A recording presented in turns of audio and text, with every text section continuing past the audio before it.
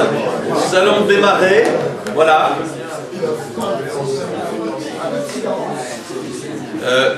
Deuxième tentative pour démarrer, voilà, bien.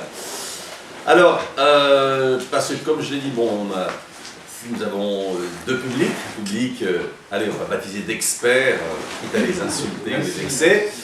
Et puis d'autres qui sont plus nouveaux, donc justement, c'est un peu l'occasion d'échanger. Et après la présentation de ce matin, que pouvait être qualifié, à nouveau faire attention aux mots, relativement abstraites, hein, nous allons essayer d'être un peu dans le concret, pour ceux qui l'idée de la pratique philosophique est relativement nouvelle, et bon, donner quelques pistes hein, sur ce que c'est, comment ça se fait, voilà, être voilà, hein, dans le concret. Et je vais lancer un certain nombre d'idées, hein, de comment on peut percevoir ça, et après, donc, on prend la question, ceux justement qui sont dans la pratique pourront donner un peu aussi leurs apports d'intuition, de ficelle, enfin voilà, un petit peu. Hein. Alors, je disais un peu, c'est de requalifier un peu comment peut se concevoir la philosophie, si elle n'est plus ce que pour beaucoup est votre expérience de la philosophie, c'est-à-dire bon, le schéma du cours de terminale, qui quand même reste principalement un cours d'histoire hein, de la pensée, avec des grands auteurs, des grandes écoles, des concepts établis, voilà. Hein, et comment tout d'un coup on peut la repenser, non plus par une érudition, mais penser la philosophie à travers bon, ce que nous nommons une pratique. Voilà. Alors, comme il y a un certain nombre de personnes ici qui sont dans l'enseignement, en particulier des enseignants du primaire, non d'autres, mais vous verrez que ça rejoint d'autres considérations. Après, je vais essayer aussi d'aborder un petit peu, pour ceux qui s'intéressent avec la philosophie dans la cité, par la consultation philosophique ou café philo, vous allez voir que ça se recoupe. Mais bon, je vais prendre initialement l'angle de l'enseignement. Alors, comme ça, pour aller vite, comment tenter de positionner une pratique philosophique en tant qu'enseignement. Alors l'exemple, c'est à l'école primaire, où il n'y a d'ailleurs pas officiellement de philosophie au programme, mais il y a beaucoup d'intérêt, puisque bon, personnellement, je vais dans aujourd'hui bon nombre d'inspections, circonscriptions, me demandent d'animer des conférences pédagogiques hein, pour les enseignants du primaire. Bon, ça va se placer dans le cadre de ce qu'on appelle le débat réglé, c'est-à-dire qu'un enseignant doit mener une discussion, une demi-heure par semaine, en cycle 2 ou en cycle 3. Alors, l'angle que j'utilise en ce moment, qui me paraît un angle intéressant de réflexion, j'appelle ça un enseignement non dogmatique. Voilà, enseignement non dogmatique. Alors, bon, c'est une manière, comme d'autres, de le poser, on pourra le poser de différentes manières, mais alors pourquoi enseignement non dogmatique? Bien, en gros, comme ça, pour aller vite, la forme la plus traditionnelle, classique, établie de l'enseignement, reste quand même la transmission d'informations, de culture. Vous voyez, Paris est la capitale de la France, 2 + 2 font 4, la Terre est ronde, voilà, ainsi de suite. Bon, chose tout à fait intéressante et qu'il faut connaître. Voilà. Maintenant, tout problème c'est qu'en effet, est-ce que l'enseignement se résume à, je dirais simplement, la transmission d'informations, la transmission d'une culture? Alors là-dessus, évidemment, je pourrais rentrer dans des débats qui sont très houleux aujourd'hui je dirais, allez, on pourrait l'appeler, entre les pédagolâtres d'un côté et les gardiens du temple de l'autre côté, voilà, pour utiliser deux mots caricaturaux, hein, parce que pour les uns, les autres sont des adorateurs de la pédagogie, donc des pédagolâtres, et puis de l'autre côté, les gardiens du temple, ceux avant tout pour qui ils sont là comme les garants d'une tradition millénaire ou séculaire, voilà ce que vous voulez. Donc on va essayer alors, comment ça se passe concrètement? D'ailleurs, je vais prendre un exemple concret. L'idée de mener une discussion philosophique. Et là, je vais poser les deux écueils pour justement, typiquement, le schéma de Charybde et Scylla, hein, qu'on retrouve chez Homère, comme manière, bon, toujours utile de se placer, puisque c'est une espèce d'effet de triangulation. Voilà. Alors, d'un côté, on aurait, quand je vois les discussions qui se font en classe, vous avez l'enseignant qui voit que une discussion, en gros, c'est une sorte d'exercice oral pour voir ce que les enfants pensent, pour rectifier ce qu'ils pensent, et leur dire, voilà, ça ne va pas comment vous pensez, voilà ce qu'il faut penser, en gros, voilà allez, la bonne pensée, voilà, en allant un peu vite. De l'autre côté, vous avez Alors, pour qui ce qui compte, c'est, j'appelle les coubertinistes. L'important, c'est de participer, l'important, c'est de s'exprimer. Il faut dire ce qu'on a sur le cœur, ce qu'on ressent. L'important, c'est que tout le monde parle, que tout le monde parle beaucoup, qu'il y ait plein d'idées, que ça ait bouillonné. Voilà. Donc, voilà, il faut évidemment caricatural, parce que bon, personne ne va se présenter comme ça. Mais en gros, c'est pour placer deux monstres. Et Carib et Scylla sont deux monstres. Hein, et l'idée, c'est évidemment le problème pour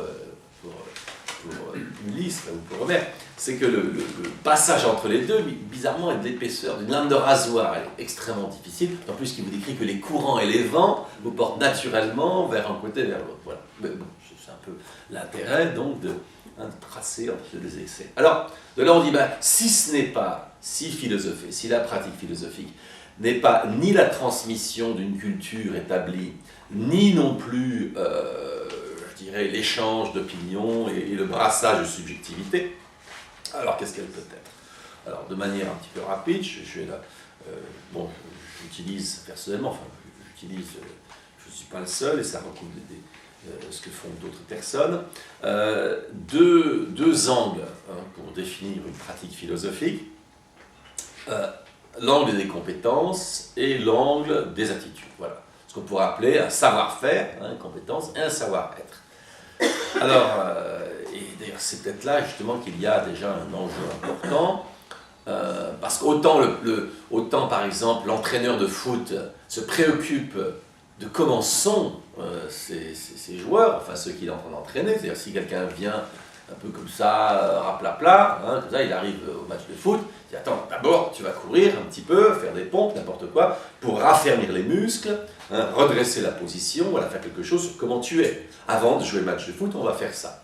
En général, ce savoir-être, qui d'ailleurs dans l'UNESCO, parce que l'UNESCO a pris depuis quelques années position sur les pratiques pédagogiques, ils ont développé ces histoires de 4 volets à l'enseignement, c'est certes la transmission d'une culture, donc un savoir, mais c'est aussi un savoir-faire, bon, ce qui est moins original, mais reste quand même important, mais surtout c'est un savoir-être, donc au niveau de ce qu'est un sujet, de ce qu'est un individu, de ce qu'est un citoyen, et un savoir-vivre ensemble, qui là, pour des raisons, est aussi un petit peu dans l'air du temps, mais pour des raisons un peu négatives, c'est que parce qu'il y a de la violence, et parce qu'il y a des choses comme ça. Et en général, d'ailleurs, c'est dans les quartiers ou les lieux difficiles, d'ailleurs, qu'il y a ce souci, parce que dans j'appellerais les écoles, les bonnes écoles, les écoles, il n'y a pas de problème, c'est pas vraiment un souci, mis à part les règles de vie qui sont là-bas.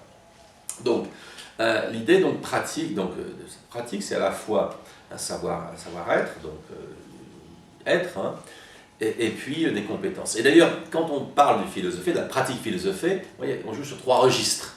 Le registre cognitif, de la pensée, un registre identitaire, qui es-tu? Est-ce que tu es simplement un réceptacle, ou est-ce que tu es, par exemple, est-ce que tu contribues, j'appelle l'enseignement mutuel, est-ce que tu contribues à la pensée du groupe?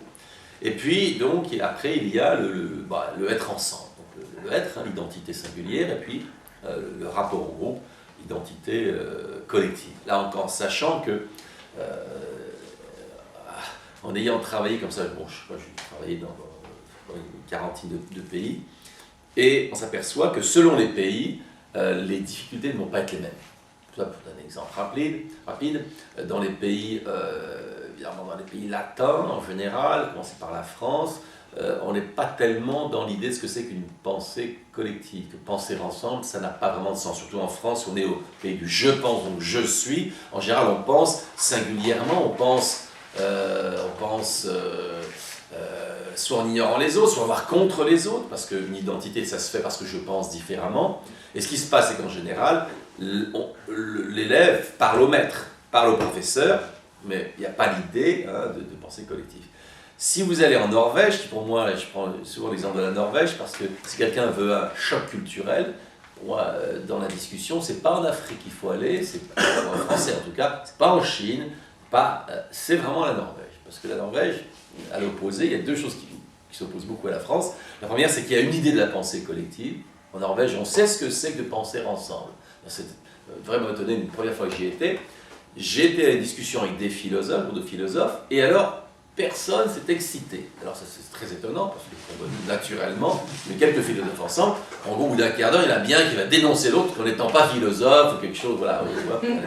Mais en Norvège, mais ils sont vraiment, c'était très étrange, rien, vous voyez. Et puis alors, pire encore, au bout, en gros, allez, d'un quart d'heure, on pouvait déjà prendre des décisions sur quoi faire, sur ce qu'il fallait faire. Alors ça, c'est aussi absolument étonnant, sans que personne ait à dire, ouais, mais attends, il y a un truc qui ne va pas. Hein, c'est-à-dire que, bon, en gros, alors, à l'inverse, on peut dire, bah, c'est magnifique, c'est le pays de l'harmonie universelle et tout. Alors, à l'inverse, il y a un autre problème, c'est que la pensée critique, c'est pas non plus leur tasse de thé. Bien entendu, ça va ensemble. Hein, on n'a rien sans rien.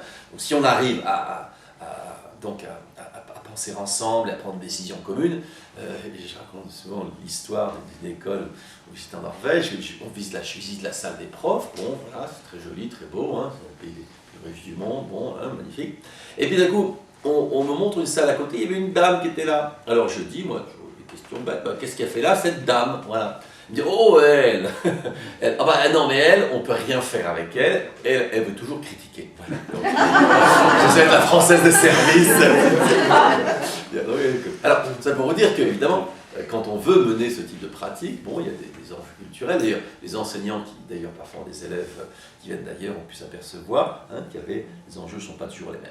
Alors, en tout cas, quoi qu'il en soit, l'idée, je dirais, quand on veut animer une discussion philosophique, un atelier de philosophie, donc on va travailler à la fois donc, sur le positionnement des personnes, leur attitude, comment ils sont, et en même temps sur les compétences. Alors, je vais brosser comme ça, après avoir donné cet exemple un peu culturel, quelques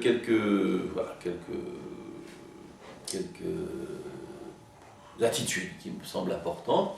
Alors là, au fur et à mesure, je veux dire, quand même histoire de je vais brosser des petites choses. Alors ceux qui veulent en savoir plus, voilà, j'ai fait ce bouquin, là, la pratique de la philosophie à l'école primaire, où tout ça, je le développe un peu plus, hein, voilà, pour ceux que ça intéresse. Voilà. Alors, quelques attitudes fondamentales. Une première, alors ça on va commencer par des choses un peu scandaleuses, c'est l'ignorance. Il faut être ignorant. C'est que si on veut penser, alors ça rejoint un peu la discussion de ce matin, si on veut penser, il faut être ignorant. Alors, je reprends la discussion sur le 2 plus 2 égale 4, du fameux Don Juan en disant je sais que 2 plus 2 font 4. Bien, bizarrement, si on veut réfléchir à 2 plus 2, il ne faut pas savoir que ça fait 4. À partir du moment où je sais, je suis en pilotage automatique, je peux le faire en dormant, en faisant autre chose, en faisant de la géographie, je peux dire que 2 et 2 font 4. Je n'ai absolument pas besoin de penser. Je sais. Donc le savoir va donc exclure la pensée. Bizarrement, alors non, là, l'enseignant est choqué parce que lui lutte contre l'ignorance. C'est même sa vocation. Il est payé pour ça. Il lutte contre l'ignorance. Et tout d'un coup, il dit, non, il faut être ignorant. Voilà, si on n'est pas ignorant, il n'y a pas de pensée. Alors, on trouve soit Socrate ou Nicolas de Cuse avec ce qu'il appelle la docte-ignorance. Alors, histoire de réconcilier avec l'ignorance, je dirais que c'est une ignorance acquise. Il faut retrouver l'ignorance. C'est-à-dire, bizarrement, c'est oublier ou désapprendre. Voilà. C'est-à-dire que c'est pas que c'est rien, mais c'est d'arriver justement à désapprendre. À savoir, donc une espèce de jeu dialectique entre savoir et ne pas savoir. Voilà. Donc, j'aime bien ce concept de docte ignorantia, de docte ignorance, de Nicolas de Cuse. Et ça, c'est difficile. C'est difficile. Et je vais vous donner un exemple. Des exemples comme ça un peu fétiches. Celui-là m'avait beaucoup frappé. Dans une classe de CP, on faisait une discussion sur le beau. Voilà, l'enseignant s'intéresse au problème de l'art. Et donnait, comme ça, elle avait mis 2 tableaux en demandant aux élèves de comparer ces deux tableaux. Et à chaque fois qu'un élève disait ce qu'il aimait ou ce qu'il n'aimait pas, on trouvait un critère du beau, et on l'affiche, on le notait au tableau, voilà, avoir plusieurs. Bon, en gros, le travail, c'est de trouver des concepts, des critères du beau ou du laid, voilà. Et à un moment donné, elle demande à l'enfant, et toi, alors, quel tu préfères? Et moi, j'aime pas celui-là, parce que ça ne ressemble pas à un cheval. Parce qu'en gros, ça prétendait un peu ressembler à un cheval, mais étant assez abstrait, bon, c'était très vague. Elle dit, ça ne ressemble pas. Et la maîtresse passe à notre élève, ignorant, bon, en gros, ce qu'il avait dit, il passe. Mais je dis, mais pourquoi vous notez pas? Il dit, mais il n'a pas donné, en gros, il n'a pas donné de critères. Je dis, mais si, regardez ce qu'il vous dit. Il vous dit que ça ne ressemble pas à un cheval. Et elle fait, alors c'était drôle parce que là qu'on voit toute la sincérité de telles remarques, mais enfin, l'art, c'est plus que ça. L'art, c'est plus que ça. Je lui dis, vous voyez, en 2 minutes, vous avez écarté ce qui a été pendant des siècles le critère principal du beau. Le beau, c'est ce qui ressemble au réel. Voilà. Vous avez balancé Léonard de Vinci. Léonard de Vinci, pour lui, avant tout, peindre, voilà, c'est arrivé à peindre, c'est peindre le réel et faire que ça ressemble au réel. Bon, pas la déprimer, mais c'est la manière, si on regarde, voilà ce qu'on arrive à faire. Mais avec, pourtant, une personne qui aime l'art, et qui a une haute considération pour l'art, voilà, mais avec la meilleure conscience du monde, on peut, en effet, interdire la pensée. Et ça, c'est ce côté... Alors, c'est pour ça que ça ne fait pas fureur, d'ailleurs, la philosophie. Ça fait des années que je mets des ateliers avec les enseignants, on parle du primaire, je travaille beaucoup au primaire, et très peu, c'est une très petite proportion, qui après se risque à ce genre d'exercice, parce que ce genre d'expérience effraie un peu. Et c'est là que, ce matin on parle de se réconcilier avec sa parole, on a 2 choix quand on dit des trucs terribles comme ça, de dire ouh là là, qu'est-ce que je peux dire des trucs terribles, c'est fascinant, comme un chef-d'œuvre de trucs terribles. Et on pourrait être content de dire, wow, c'est horrible, en même temps, wow, fascinant. Et, parce que le gouffre, c'est fascinant. Ou alors dire, oulala, ça veut dire que je suis vraiment nul, ou je ne peux pas faire ça, voilà, et dire, bon, attendez, c'est pas pour moi. Moi, je préfère m'en tenir au livre, il y a page 2, page 3, page 4, il y a le programme, on va finir le programme, et puis si on a du fin à la fin de l'année, on verra. Voilà, on ne finit pas le programme, on le finit sur les chapeaux de roue. Donc, alors, l'ignorance fondamentale. Deuxième, alors, j'ai pris en deuxième, mais en fait, ce serait vraiment la première, c'est de se poser. Se poser. Je dis que pour mener une discussion philosophique, première condition, c'est le silence. Alors je dis ça parce que souvent l'enseignant, ce qu'il veut, ou par exemple, on veut que tout le monde parle. S'il y avait un silence qui durait plus que 3 secondes et demie, ce serait terriblement angoissant. Ça serait vraiment une anxiété terrible, ça sentirait la mort, enfin voilà, c'est horrible, voilà, le silence. Alors que l'idée justement, c'est de rétablir le silence, et pas qu'un silence extérieur, donc mesurable en décibels, j'appelle le silence intérieur. Faire taire. Faire taire, c'est arrêter le zapping. Le zapping, la télécommande qui n'est pas pour la télévision, mais pour tout. Courir après l'autobus, à l'école, finir le programme, être sûr qu'on regarde, on va pouvoir voir le programme favori à la télé, voilà, faire les courses, tout ça. Donc, une espèce de zapping, faire taire. Donc se poser, et dans certaines classes, ou dans certains groupes, c'est la chose principale, faire taire. Faire taire cette espèce de parole, tu vois, je travaille à Nanterre par exemple, je me rappelle, une classe difficile où la parole, une parole avait à peine le temps de surgir que vers l'un, tu vois, certains côté émotionnel un peu agressif, que l'autre déjà réagissait, un autre, il n'y en a rien de temps, tu avais un feu de brousse, il ne valait pas grand-chose. L'idée c'est de faire taire, y compris de dire, attends, tu l'as traité de con, il n'y a pas de problème. Attends, machin, voilà, machin est con. Bien, alors maintenant que tu as traité de con, on va travailler l'argumentation. Qu'est-ce qui t'autorise à dire qu'il est con? Bien, alors, premier argument, voilà. Alors, qui pense que, alors je demande à la classe, qui pense que oui, qui pense que non, qui pense un bon argument, qui a un argument au contraire, voilà. On n'a rien de temps.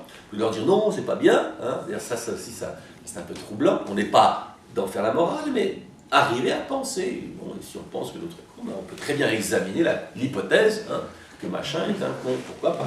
On peut penser le quotidien. Alors, se poser, attitude fondamentale, se poser. Une troisième, à l'inverse, ça va être d'être authentique. Parce que là, alors ça va être attendez, mais je suis pas sûr, mais vous me direz si j'ai raison, je crois que, il faut que je vous explique d'abord, enfin, toutes ces choses-là, qui manifeste, si vous voulez, la crainte. La crainte de ce qu'on va penser, de que c'est faux, de ce qui est juste. Et alors ça, évidemment, on voit beaucoup chez les bons élèves. Le bon élève, à quoi il est habitué, il est celui qui est un expert, il est un roué, il est capable de vous regarder en tant qu'enseignant, et au moins clignement de sourcil, il sait s'il est sur la bonne voie ou pas. Alors il commence à parler, puis il regarde, et il sait. Alors si vous jouez au poker, c'est-à-dire que vous ne voulez absolument pas montrer ce que vous avez dans les cartes, là il commence à paniquer. Il dit, oulala, je ne sais pas quel jeu il a celui-là, je ne sais pas ce qu'il veut, autrement dit, je ne sais pas quelle est la bonne réponse. Alors, face à ça, donc, faut apprendre l'authenticité. Dis ce que tu penses, dis ce que tu as à dire. Et souvent, justement, pour le bon élève, c'est terrible comme expérience. c'est le vide. Et certains, moi je vois souvent, d'ailleurs, je dis toujours, il y a deux types d'élèves à qui pose problème l'exercice philosophique. D'une part, le bon élève, parce qu'il ne sait pas quelle est la bonne réponse, puisqu'il n'y en a pas. D'ailleurs, souvent, je dis, mais il écrit rien. J'ai écrit une réponse, il n'écrit pas. Je dis, pourquoi? Parce qu'il dit, je ne connais pas la bonne réponse. Et je dis, écoute, moi, je ne t'ai pas demandé la bonne réponse. Je t'ai demandé une réponse. Il me regarde bizarrement, il dit, oh là là, qu'est-ce qu'il est en train de faire? Oui, je t'ai demandé une réponse, je ne t'ai pas demandé la bonne réponse. Mais parfois, je leur dis même, vous allez donner 5 réponses. Alors là, ça t'explose. Comment ça, 5 réponses? Voilà. Ou bien pire encore, d'accord, qui pense que la Terre est ronde? Oui, elle va trouver une raison pourquoi non. Voilà. Donc, très troublant. Et puis les autres, c'est un peu l'inverse, c'est ceux qui manipulent beaucoup la parole. Je dirais les grandes gueules, ceux qui... Alors eux, ils ont l'habitude de lancer des trucs. Alors ils savent très bien. Alors à l'inverse, ils ont une autre type de rouerie. Ils savent faire bisquer l'enseignant. Ils savent des trucs à lui dire. L'enseignant ne peut faire qu'autre chose, dire arrête, tais-toi, qui m'insupporte. Voilà. Alors eux aussi, ils arrêtent parce que tout d'un coup, dès que tu as dit quelque chose, il faut argumenter, il faut problématiser. Ouh là là, périlleux. Parce que pour eux, la parole, là, c'est plus pour être bon élève, mais pour montrer que, pour rouler les mécaniques. Donc c'est d'ailleurs deux types d'élèves qui, bizarrement, dans ce genre d'exercice, et on en voit d'autres qui prennent la parole. Donc l'authenticité, dis ce que tu as à dire, dis ce que tu as à dire, voilà. Une autre, c'est apprendre à se confronter. Là, il y a le côté art martial. Dans un art martial, on apprend à se confronter. Parce que, d'ailleurs, pour un professeur de judo ou de karaté, ce qu'il ne veut pas, c'est une sorte de ce qu'on appellerait une bataille de rue, pour aller vite. Il ne veut pas qu'on s'empoigne. Qu'est-ce qu'il veut? On rentre, on salue, on s'agenouille sur le bord du tatami, on salue l'adversaire, on le salue après. L'idée, c'est qu'il y a une confrontation qui se fonde sur un respect fondamental de l'autre, en sachant que l'autre, bizarrement, va être un moyen de confronter à toi-même, comme ça, pour aller vite. Donc, c'est apprendre à se confronter, ça s'apprend. Et ça s'apprend, une des manières principales pour moi, par lesquelles ça s'apprend justement en se posant, tranquillement.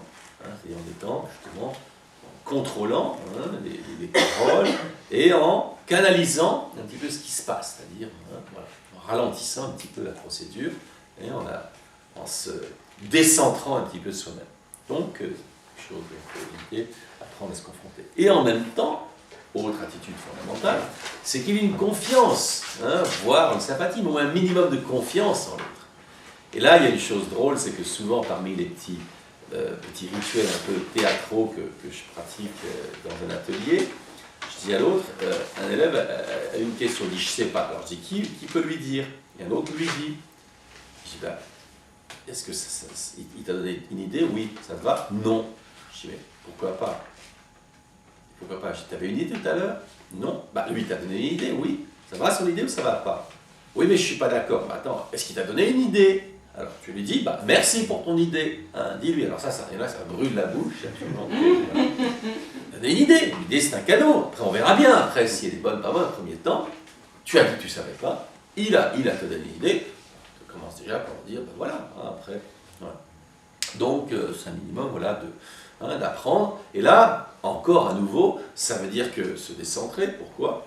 Parce que ça demande de ne plus être auto-centré, mais d'accepter justement que l'autre devienne tout d'un coup le centre. D'ailleurs, quand quelqu'un parle, on dit, voilà, les autres, vous ne levez pas la main, vous attendez qu'il ait fini. Ça, c'est très coûteux.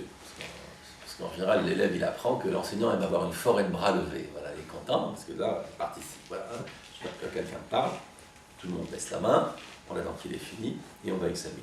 Donc voilà quelques attitudes, comme ça, qui sont fondamentales, qui paraissent importantes, après bon, on peut en avoir d'autres. Et maintenant, sur le plan des compétences, je travaille sur 3 compétences de base.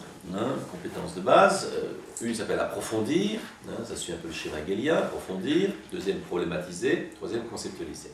Approfondir, ça veut dire que quand on a quelque chose, on ne sait pas. Tant qu'on ne l'a pas examiné, je ne sais pas ce que ça veut dire. Quand je dis à quelqu'un, par exemple, ça te plaît cela, il me répond, ça dépend. Qu'est-ce que ça veut dire? Voilà, qu'est-ce que ça veut dire? Donc, il faut examiner, ça veut dire. Peut-être ça ne veut rien dire, ça veut dire quelque chose.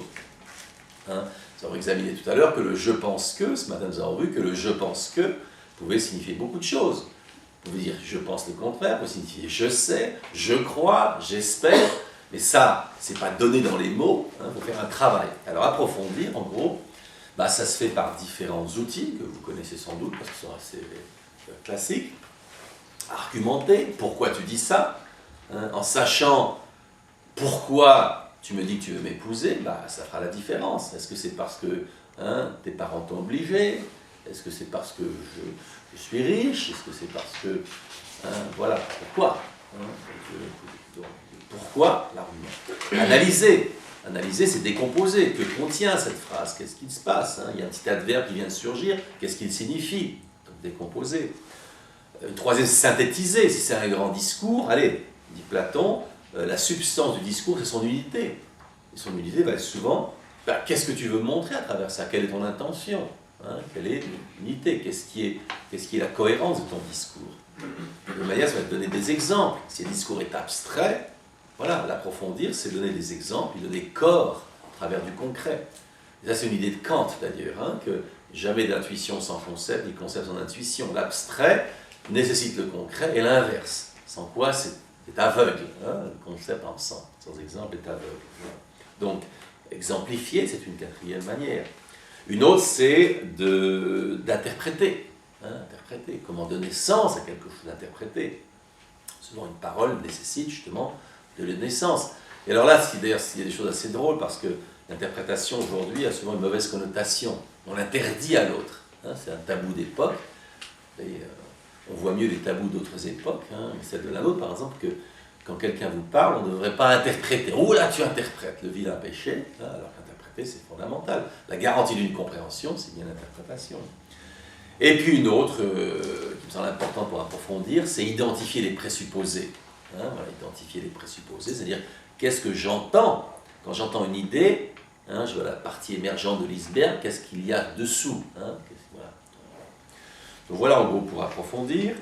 Deuxième étape ou deuxième mode, peu importe, problématiser. Ça ne se passe pas toujours dans cet ordre-là, c'est le schéma hegelien, si vous verrez que souvent il peut traverser. Problématiser, qui se passe en gros par deux moyens, l'objection et la question. Voilà. Problématiser, ça veut dire que quelque chose, tout d'un coup, échappe à l'évidence. Voilà. Dans la tradition philosophique, très tôt, quelque chose est de l'ordre de, voilà, ça paraît, et tout d'un coup, c'est autre chose. On est dans une autre réalité, voire un autre domaine, voilà. Donc, problématiser, voilà, c'est trouver un sens alternatif ou une objection ou une contradiction. D'ailleurs, il y a deux types là-dessus de critiques, quelque part Hegel en parle, critique interne, critique externe. Critique interne, je vais de l'intérieur d'un énoncé, je vais voir ce qui ne colle pas, des points aveugles, des contradictions. Critique externe, je viens avec mes armes et bagages, je dis « Ah, voilà le concept que tu proposes, il ne convient pas, moi je vais te proposer celui-là à la place. » Voilà. Donc ça, c'est la confrontation de perspectives, qui est aussi une manière de problématiser. Et puis de là, donc, troisième, je pense à cette idée de Deleuze que philosopher justement, c'est produire du concept, ce qu'on trouve aussi chez Hegel et d'autres. Alors du concept, le concept, c'est pas nécessairement fabriquer un néologisme, même si c'est peut-être plus impressionnant, mais c'est mobiliser ou identifier un mot qui va devenir un mot-clé. Voilà. Synonyme de concept serait un mot-clé. Ça veut dire, voilà, soit en le convoquant, soit simplement en l'identifiant. En disant, ah voilà, là, il y a le concept. Donc conceptualiser, en gros, qu'est-ce que c'est? Bien, c'est qu'il y a un problème, et tout d'un coup, on va faire surgir un mot qui va pouvoir, alors, pas nécessairement résoudre, ça peut résoudre un problème, si on a l'idée qu'un problème se résout, parce qu'on peut dire aussi qu'un problème ne fait que cacher, une solution ne fait que cacher un problème, ou simplement éclairer un problème, le traiter, voilà, traiter un problème. Je prends cet exemple que donne Hegel, dans la préface de la phénoménologie de l'esprit, où il dit, voilà, un gland est un gland. Bon, voilà, un gland, une chaîne, un gland est un gland. Bien. Mais ensuite, un gland n'est pas un gland. Si vous le mettez dans la terre, on est 5 ans plus tard, il n'y a plus de gland. Donc un gland n'est pas un gland, parce que regardez, il n'y a pas de gland là. Donc quelque chose, c'est-à-dire que la sorte d'éternité du réel qu'on pourrait accorder à une entité, parce que quand on dit une chose est une chose, eh bien, il n'y a rien qui devrait s'arrêter, puisqu'elle est cette chose. Il n'y a pas de raison de penser une corruption. Mais il y a une corruption qui s'instaure, puisqu'il n'y a plus de gland, il y a un chêne. Alors, qu'est-ce que propose Hegel? Eh bien, il y a un concept qui va rendre compte du fait qu'un gland n'est pas un gland, c'est le devenir. Voilà. À travers le devenir, le gland n'est pas un gland. Voilà. On va se montrer un petit peu. Donc l'idée, c'est que s'il y a problème, il faut produire du concept pour aborder le problème. Donc ça s'appelle problématiser. Donc voilà en gros l'idée de ça, hein, un peu les compétences et les... Voilà. Alors je vais essayer de donner quelques petits exemples un peu, ou des outils aussi que j'ai indiqués. C'est faire un peu des touches concrètes. Est-ce qu'il y a une question, un commentaire déjà sur les quelques idées qui ont été, voilà, que j'ai mises? Est-ce que déjà quelqu'un a une question? Voilà. Commentaire? Vas-y. Moi, je ne serais pas d'accord. Un peu fort. Oui, pardon. Je ne serais pas tout à fait d'accord avec toi sur ta compréhension du mot conceptualisé. Il me semble que c'est un peu faible. Je te proposerai autre chose. Tu dis trouver un mot-clé. Conceptualiser, c'est trouver un mot-clé. Est-ce que ça t'irait, toi, de dire que conceptualiser, c'est construire, on pourrait dire, un mot? En fait, c'est expliciter la construction d'un mot, ou autrement dit, définir. Conceptualiser, c'est définir. C'est un mot qui a été construit, en fait, un concept. Construit par un processus de pensée, justement. Alors, regarde ce qu'on va faire là. On va faire un petit travail, si tu veux bien regarder. Là, j'écoute Stéphane. Stéphane me parle. Bon, les mots qu'il a prononcés ne posent pas de problème. J'ai entendu aucun mot qui me posait problème. Je vois une sorte de panorama. Alors, si j'étais, entre guillemets, alors je vais appeler ce que fait normalement un conférencier, un professeur, il écoute ça, il dit « ouais, je vois ce que tu veux dire », il prend un truc, il en fait ce qu'il veut, et puis voilà. Hein. Mais le problème, c'est que sans assurer que Stéphane et Oscar, alors comme dit Socrate, ont eu un corps à corps. Moi, ce que je veux, c'est que même si il ne fait pas très chaud, il dit « enlève ta chemise, viens pour le corps à corps ». Je vais vous montrer une petite procédure comme ça rapide, avec Stéphane, je fais. Alors, il dit Stéphane, il y a eu plusieurs phrases, on est d'accord? Il y a eu plusieurs phrases. Tout à fait. Alors, je demande à Stéphane de dire, on voit le panorama général, de produire une phrase, voilà, qui va, je dirais, capturer, dirait Platon, la substance de son intervention. Alors déjà, j'aime bien cette idée des tamis de Socrate, c'est l'histoire des tamis, il faut passer la parole aux tamis. Alors, les tamis proposaient des petits schémas qui permettent de clarifier. Alors j'en ai un par exemple, que j'utilise beaucoup, même si je pense que ça me paraît évident, là je vais le poser quand même, qui est de dire, est-ce que c'était une question qu'a Stéphane, ou est-ce que c'est un commentaire, une critique? Est-ce que c'est une question ou une critique? C'est à moi de répondre. Oui. Est-ce que c'est une question ou une critique? Là c'est terrible, il va falloir répondre. Est-ce que c'est une question ou une critique? Une critique. C'est une critique, voilà. Comme ça, j'ouvre mon oreille critique. Sinon, oreille question, c'est autre chose, vous voyez. Et c'est important parce qu'on n'est pas positionné de la même manière. Si on me dit, là, je comprends pas, explique-moi. Et si on me dit, là, j'ai une critique, voilà. Hein, c'est-à-dire qu'il y a un positionnement à la fois pour, d'ailleurs, imaginez qu'on soit dans une sorte de combat, tiens, si on n'a pas fait, quoi qu'il a fait l'art martial, mais on va dire, on n'est pas au même endroit si l'autre, il essaie de voir où j'en suis, et si je sais où là, il va me lancer un coup, voilà. Hein, voilà. Donc c'est une critique. Alors maintenant, en une phrase, quelle est la critique stéphanienne à Oscar? C'est parti. En une phrase, la critique. Oui. Conceptualiser, ce n'est pas trouver un mot-clé, c'est construire une définition. C'est construire une définition. Ça va? Ce n'est pas trouver un mot-clé, c'est construire une définition. Ça va? Bien. Alors, quelle est la différence fondamentale qu'il y a entre ces... Il y a deux gestes mentaux qui ont été posés. Ça va? Oui, non? Oui. Bien. Quelle est la différence fondamentale entre ces deux gestes? Dans un cas, tu cherches un mot. Alors, premier cas, on cherche un mot. Ça va? On fait étape par étape là-dessus. Première étape, on cherche un mot. Ça va? Tu peux écrire, Isabelle? Alors, tu mets un O pour Oscar. Chercher un mot. Tu mets O. C'est joli, t'as pas les petites fleurs. Allez. On ne rigole pas ici. Alors, Oscar, chercher un mot. D'accord? Alors, là, bon, j'assume, pas de problème. Et à la place de chercher un mot, que propose Stéphane? Construire. Alors, construire. Stéphane propose construire. Voilà. Construire. Par exemple, une maison. Conceptualiser serait par exemple construire une maison. Est-ce que conceptualiser serait construire par exemple une maison? Non. Non. Alors il y a un problème. Non, j'ai dit construire un mot. Ah, mais là, ça a été dit un mot? Non, alors, construire un mot. Non, ça, j'ai pas été explicite. C'est pas grave, construire un mot. Chercher un mot, construire D'accord. un mot. Alors, tu veux construire un mot. C'est pas ce qu'il a dit. Non, mais là, attends, et toi, ta fonction ici, c'est quoi?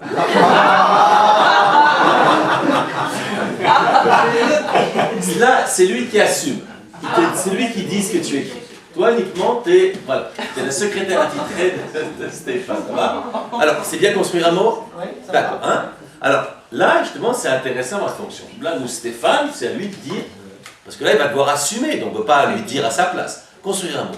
Attention, alors, pour Oscar, conceptualiser, chercher un mot, et pour Stéphane, c'est construire un mot. Ça va? Oui. C'est bon? Oui, c'est bon. Alors, Stéphane, est-ce que la différence est claire entre chercher un mot, construire un mot, pour Stéphane? Cette différence est claire. Cette différence est claire? Oui, est-ce qu'elle est claire? Est-ce que, voilà, elle est explicite, ça va, tout va bien? Ou non? Oui. Oui. Alors maintenant, on va éviter à faire ce que Descartes propose. Descartes dit la chose suivante: la raison, hein, ou le sens commun, est la chose du monde, ou le bon sens, et la chose du monde à mieux partager, sans faire revenir au débat que nous avons hier. Et donc, ça veut dire que puisque Stéphane paraît un être humain normalement constitué, il peut deviner ce que va penser, comme ça, le sens commun. Ça va? Il peut, ou non, il ne peut pas? Je sais pas. Ben, il ne sait pas. Ben, on va demander à Stéphane. Stéphane, est-ce qu'un être humain normalement constitué pourrait, comme ça, alors, pourrait, hein, c'est des conditionnels, c'est pas, deviner ce que pense le sens commun? Oui. Oui, ça va? Oui, ça va. Puis, on peut se tromper, mais ça va, c'est possible. Alors, ça tombe bien, parce que le sens commun, ici, il est incarné par un certain nombre de personnes qui sont dans la salle. Alors, regarde, on va demander à Stéphane. Stéphane, dans 30 secondes, nous allons demander au sens commun si cette distinction est claire. Ça va? Est-ce qu'ils vont dire que pour eux, c'est clair, ou plutôt que c'est pas clair?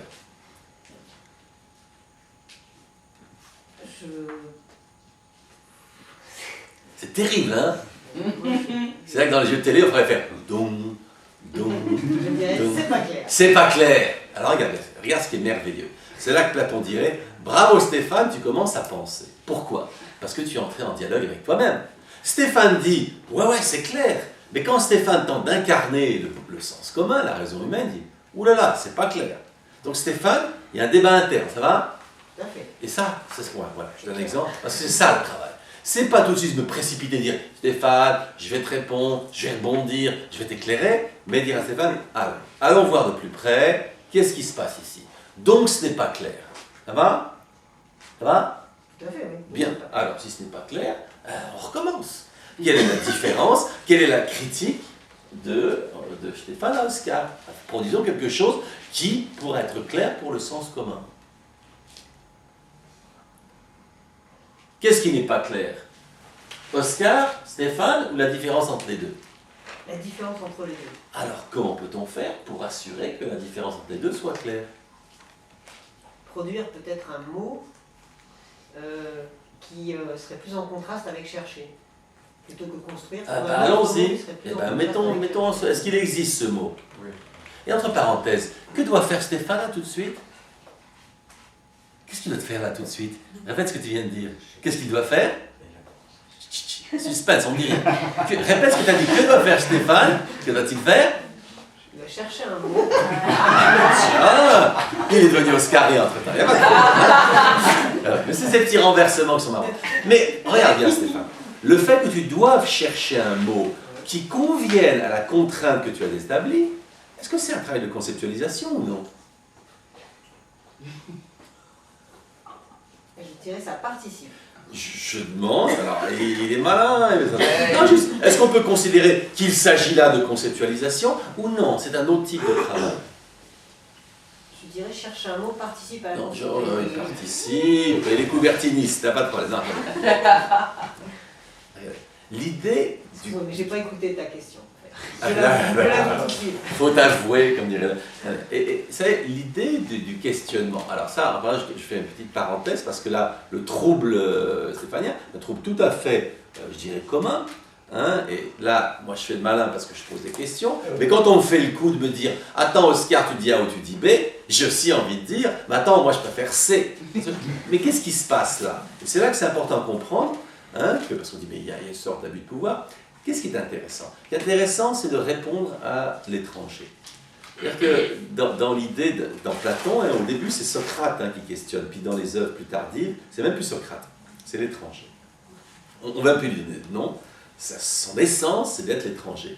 D'ailleurs, Platon, il dit, Philène, Sophie dit, en sophiste, il dit l'étranger, c'est la forme que prennent les dieux comme ils viennent visiter les hommes. Voilà, ils prennent toujours la forme de l'étranger. Alors pourquoi cette espèce de fascination pour l'étranger?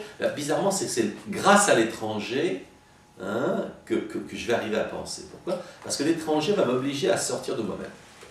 Et c'est là toute la fascination que baptisait Michel ce matin d'hystérique, dans la plante de Socrate, qui absolument a besoin de l'autre, pour justement. Alors bizarrement, c'est un besoin à deux sens. C'est un besoin à deux sens, c'est-à-dire qu'il a besoin de l'autre pour savoir, pour penser, mais en même temps, c'est à l'inverse. C'est-à-dire que l'autre nous garantit une aliénation à nous-mêmes, c'est de cet ailleurs où la pensée peut commencer. Donc, de là l'idée d'accepter la contrainte que pose l'autre. Maintenant, si l'autre c'est pas une question, c'est autre chose. On peut dire, attends, tu ne me poses pas une question là. Je n'ai pas une question, il faut qu'il y ait au moins deux réponses possibles. S'il n'y en a qu'une possible, voilà. Donc, l'autre qui propose une alternative, alors je donne l'exemple parce que quand on me dit, mais c'est invivable, j'ai tout à fait raison que c'est invivable. Exemple, quelqu'un vient me dit, dis donc Oscar, qu'est-ce que tu préfères? Mourir pendu ou décapité? Ma réaction immédiate est tout à fait légitime, dire, écoute, tu vas te faire voir, je n'ai aucune envie de mourir, je veux vivre, et tout à fait. Mais qu'est-ce qu'il veut faire l'autre? Il ne me demande pas si je veux vivre ou mourir. Il me demande de vivre l'expérience de la mort en me disant, mais qu'est-ce qui serait plus terrible ou plus, voilà, décapité ou pendu? Mais qui peut-être, alors maintenant qu'on n'ait pas envie de cette expérience, c'est un autre problème. Mais c'est ça la fonction d'étranger. C'est de cogner à la porte en disant, hé, t'as vu là-bas? Et après on peut choisir en voir ou pas voir. Donc, quand quelqu'un vient, et c'est ce que dans le sophisme, il fait tout le temps ça Socrate, tu prends AB, tu prends AB, tu prends AB, plus d'arborescence, c'est ça. Et finalement on se sent dépossédé de ce qu'on voudrait dire. Mais c'est l'idée, c'est en effet de déposséder. Et là je dis ça parce que concrètement, l'art du questionnement, c'est-à-dire l'art de la pratique philosophique, en classe ou autre, eh bien ce n'est plus dire, allez, qu'est-ce que tu as envie de dire voilà le problème, voilà la question, qui a répondu, comment il y a répondu, est-ce qu'il a répondu, est-ce qu'il n'a pas répondu, pourquoi il a répondu ça. Donc c'est l'art du questionnement passe par la contrainte. Voilà, je veux dire, l'art du questionnement passe par la contrainte. Sans contrainte, voilà, hier quelqu'un parlait de flux, c'est pas voilà, une contrainte. Voilà. Donc la contrainte que pour l'instant, pour le plaisir de l'exercice, je pose à Stéphane, c'est de dire bien, quand Stéphane doit chercher un mot pour résoudre son problème, est-il oui ou non en train de conceptualiser? Alors, Stéphane soit nous dit, il ne peut pas les trouver, ça c'est un apprentissage de la logique, il n'y a pas de, c'est le tiers exclu, il n'y a pas d'intermédiaire, il n'y a pas, parce qu'il dit participer, c'est dire bah je le fais puis je le fais pas, quand partie, il n'y a pas. On va faire l'exercice de logique, peut-on dire que là on est dans la conceptualisation ou on n'y est pas, on est dans autre chose? Est-ce que je peux changer les termes du problème parce qu'il merci Stéphane. Non. Qui a mal posé Oscar? Mais il n'y a pas de problème puisque pour l'instant, mais Stéphane n'existe plus, sauf pour répondre à Oscar. C'est-à-dire il oublie ses désirs, ses envies, ses regrets, sa nostalgie, ses frustrations. Il oublie tout ça, il les laisse de côté. Comme le cow-boy qui rentre dans le bar doit laisser ses pistolets à l'extérieur, il voit la sortie, et il doit simplement s'oublier, il n'y a plus pour lui qu'un cadeau magnifique, la question d'Oscar qui lui demande, quand on est en train de chercher un mot, est-on dans un acte de conceptualisation ou dans autre chose? Un acte de conceptualisation. Bien, donc réconciliation, pour l'instant. Donc déjà, Stéphane accepte la thèse que chercher un mot, on est bien dans la conceptualisation. Jusque-là, ça va, d'accord? Oui. Bien. Donc, maintenant, deuxième étape. Alors, est-ce que Stéphane est complètement réconcilié ou non? Il y a toujours un petit côté chagrin encore dans sa position, quelque chose qui le titille toujours un petit peu. Il y a un côté chagrin. Il y a un côté chagrin. Alors, allons-y. Quel est le chagrin stéphanien? Vas-y. Je reposerai le problème avec tes mots. Oscar n'a pas dit chercher un mot-clé, n'a pas dit chercher un mot, mais trouver un mot-clé. Conceptualiser, c'est trouver un mot-clé. Et je proposerais une autre alternative qui serait, qui pourrait être toujours construire un mot. Alors, donc, il y a une différence entre chercher un mot et construire. Alors, mais il faudrait remplacer par trouver un mot. Voilà, trouver un mot. Bon, alors, moi, je suis bien en avant. Alors, trouver un mot. Par rapport à Il n'y l'expression. a pas de problème. Alors, trouver un mot. Allons-y. Alors, Oscar dit trouver un mot. Et qu'est-ce qui se passe? C'est quoi la blague? J'ai pas entendu. Je suis prête à répondre. J'ai pas entendu. Alors, et Stéphane, alors, qu'est-ce qu'il va mettre à la place? À place de quoi? On laisse construire un mot ou pas? Ouais, on laisse construire. Ah, d'accord. On va Donc, voir. là, maintenant, on recommence. Est-ce que c'est clair la différence entre trouver un mot et construire un mot? Est-ce que c'est clair pour Stéphane? Oui, Est-ce que c'est clair pour le sens commun? oui. Oui. Eh bien, vérification. Pour qui cette distinction est claire, levez la main. Et là, comptez les mains, Stéphane. Comptez les mains. Voilà. Quand même. Ah, c'est pas mal, hein? Aïe, ah, vous n'entendez pas tant. Pour qui ce n'est pas clair, levez la main. D'accord? Gardez la main levée. Alors, on va faire, tiens. Alors, puisqu'il y a Christophe et André, Christophe, on va redemander à ceux qui ont, puisque c'est la minorité en effet, donc c'était bien vu, hein, Stéphane, mais comme il y en a quelques-uns qui sont sur le côté, on va voir ce qu'on peut faire pour eux. Alors, Christophe, on va redemander, relever la main, je vais voir ce qu'on va faire, relever la main ceux qui comprennent, qui voient la différence entre les deux, ceux qui voient, hein, ceux qui savent, et Stéphane, Christophe demande à quelqu'un, dis-moi la différence entre les deux. Dis-moi la différence entre les deux, s'il te plaît. Alors, de manière succincte, hein. Un néologisme est une construction de mots qui n'est pas trouvé un mot. Alors, on va essayer d'analyser ça. Néologisme, c'est lequel? C'est Oscar ou Stéphane? C'est Stéphane. C'est Stéphane. Alors, ça va? Donc, c'est trouver un néologisme, ça va? Oui. Néologisme. Alors, tu peux noter néologisme en dessous. Voilà. Et après, on va voir si Stéphane prend ou prend pas. Il serait un néologisme. Et trouver un mot, ça serait quoi? Regardez dans le dictionnaire. Enfin, D'accord, prendre donc des mots qui on va marquer existent. dictionnaire. Voilà, dictionnaire, ça va. Hein? Bon, dictionnaire, ça va? C'est clair comme ça? Ça va? Ouais, c'est- Bah, bien. Est-ce que tu comprends la distinction que lui fait? Entre ces deux mots? Oui. Voilà. Donc, moi, tu comprends. Alors maintenant que la réponse est faite, nous allons retourner pour voir s'il s'agit bien, si on est bien, c'est Stéphane. Ou s'il pense que, prénom c'est Jean-Philippe. que Jean-Philippe a trahi. Hein. Alors, est-ce que c'est ça l'idée? Non. Non. Bah, déjà, on élimine un qui pensait comprendre et un qui ne le fait pas. On va voir s'il y a quelqu'un d'autre qui veut se risquer. Qui voit une autre différence, levez la main. Alors, on a perdu des clients entre-temps. Hein? La raison... Attention. Alors, regardez bien, on va voir si la raison commune. Qui comprend la distinction de Stéphane, levez la main. On va recompter. On va voir combien on est. Combien on a? 7. Qui ne la comprend pas, levez la main. Voilà. La raison commune a-t-elle abandonné Stéphane? 9. Oui. Oui. Oui, c'est juste encore. Non mais, tout à l'heure on s'est basé sur la majorité. Est-ce que pour l'instant la raison commune a abandonné? Oui. Voilà. Donc la raison commune visiblement donnait le crédit sur cette affaire-là, mais cette affaire-là disparaissant, puisque c'est pas ça, la raison commune dit oulala Stéphane, on n'est plus trop avec toi. Et puis voilà. Hein. Alors, indépendamment, moi, ce qui m'intéresse, comme je dis toujours, ça ne prouve rien, ni que dans l'absolu, raison, pas raison, ni rien. Mais simplement, c'est créer une certaine situation où on voit sur quoi repose hein, la pensée. Voilà. Et si vous regardez bien ce qui s'est passé là, bon, c'est assez simple comme procédure, c'est assurer que Stéphane clarifie, voir ce qui se passe. Mais malgré tout, quand même, on va voir, hein, dans l'élite qui reste, qui n'est pas la raison commune, cette élite qui comprend Stéphane, c'est quelqu'un d'autre qui voudrait tenter de donner sens à l'idée, à la distinction de Stéphane. Quelqu'un veut le faire, il lève la main. Eh bien, Christophe, trouve quelqu'un d'autre. Là, regarde tout autour, trouve quelqu'un d'autre. Demande-lui, explique-moi la différence. Vas-y, Françoise. Donc trouver, je vois quelque chose qui existerait déjà. Alors, est-ce que c'est le principe du dictionnaire? C'est-à-dire que c'est dans le dictionnaire?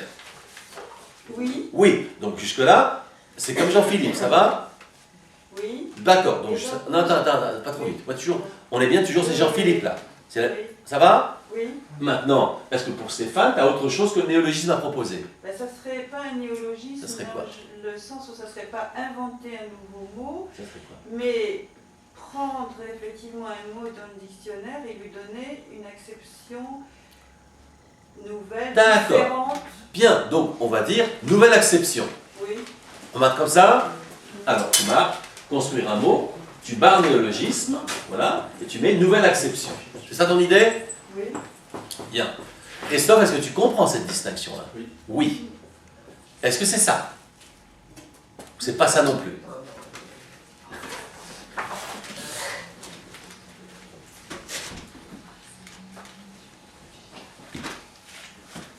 tout cas, on nous demande c'était imprévu pour Stéphane parce qu'il y a une hésitation. Je dirais non. Non. Donc, on a perdu encore un client. Hein? Donc, qui comprend, puisque c'est pas ça non plus, qui comprend la distinction stéphanienne? Levez la main. Il y en a combien, Stéphane, maintenant? Il en reste combien? Beaucoup, hein. Voilà. Hein? Alors, non, alors, on va arrêter là parce que bon, c'est pas, moi, je voulais juste montrer, c'est un peu comment procéder. Voilà. Comment? Maintenant, bon, on pourrait continuer. Peut-être qu'on aurait finalement trouvé quelque chose, il y a un coup de génie de quelqu'un et tout le monde dit waouh, Stéphane, je sais pas, mais peu importe.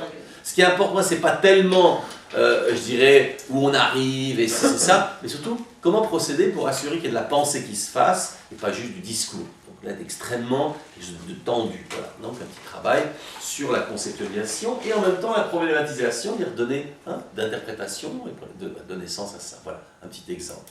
Alors je voudrais, parce que je vois que le temps avance, et je voulais vous montrer un petit truc parmi les petits outils que j'ai faits, qui justement travaillent, parce que qu'est-ce qui s'est passé là? C'est que ce n'est pas une discussion habituelle. J'ai posé une certaine question spécifique, avec des contraintes spécifiques, de synthétiser, de problématiser, de produire des concepts. Et ça, j'ai fait cette collection d'ouvrages de la Noule français. Alors j'ai fait ça c'est pour ceux du primaire, mais même pour ceux qui ne travaillent pas à l'école primaire, les exercices sont, je les utilise aussi pour les adultes, ce sont les mêmes. Simplement, on va les traiter plus ou moins profondément. Mais j'ai fait CE1, CE2, CM1.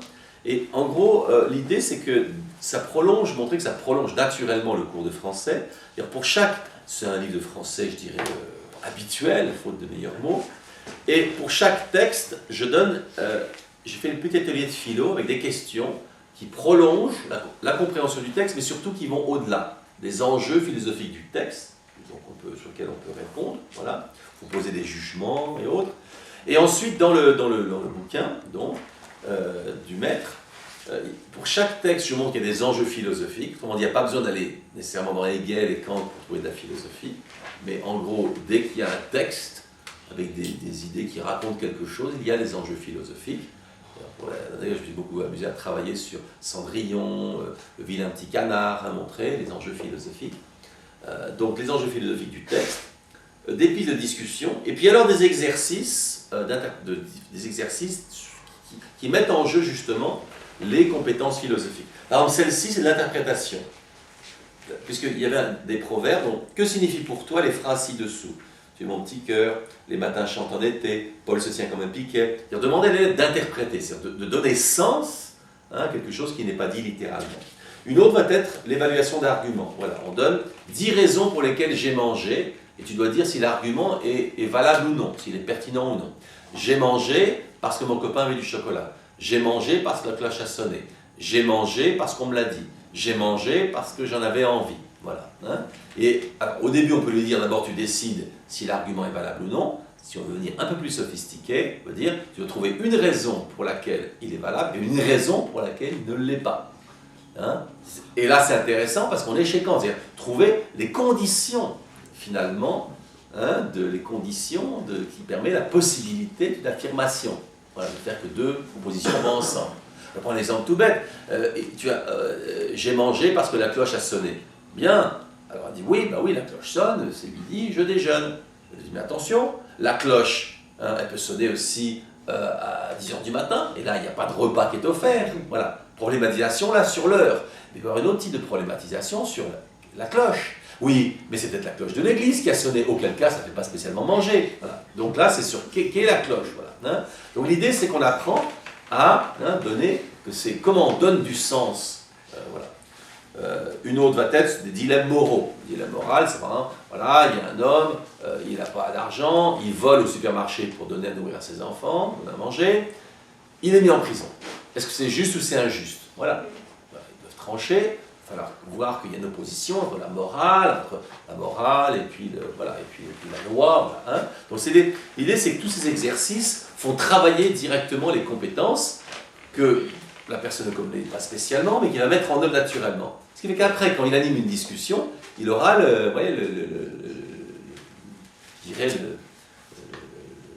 coup d'œil ou d'oreille pour repérer quel type de questions poser. Est-ce qu'il s'agit de faire problématiser, de faire conceptualiser, voilà, hein, parce qu'au début, c'est pas évident. Donc ça permet comme ça de faire des exercices de pratique philosophique. Voilà.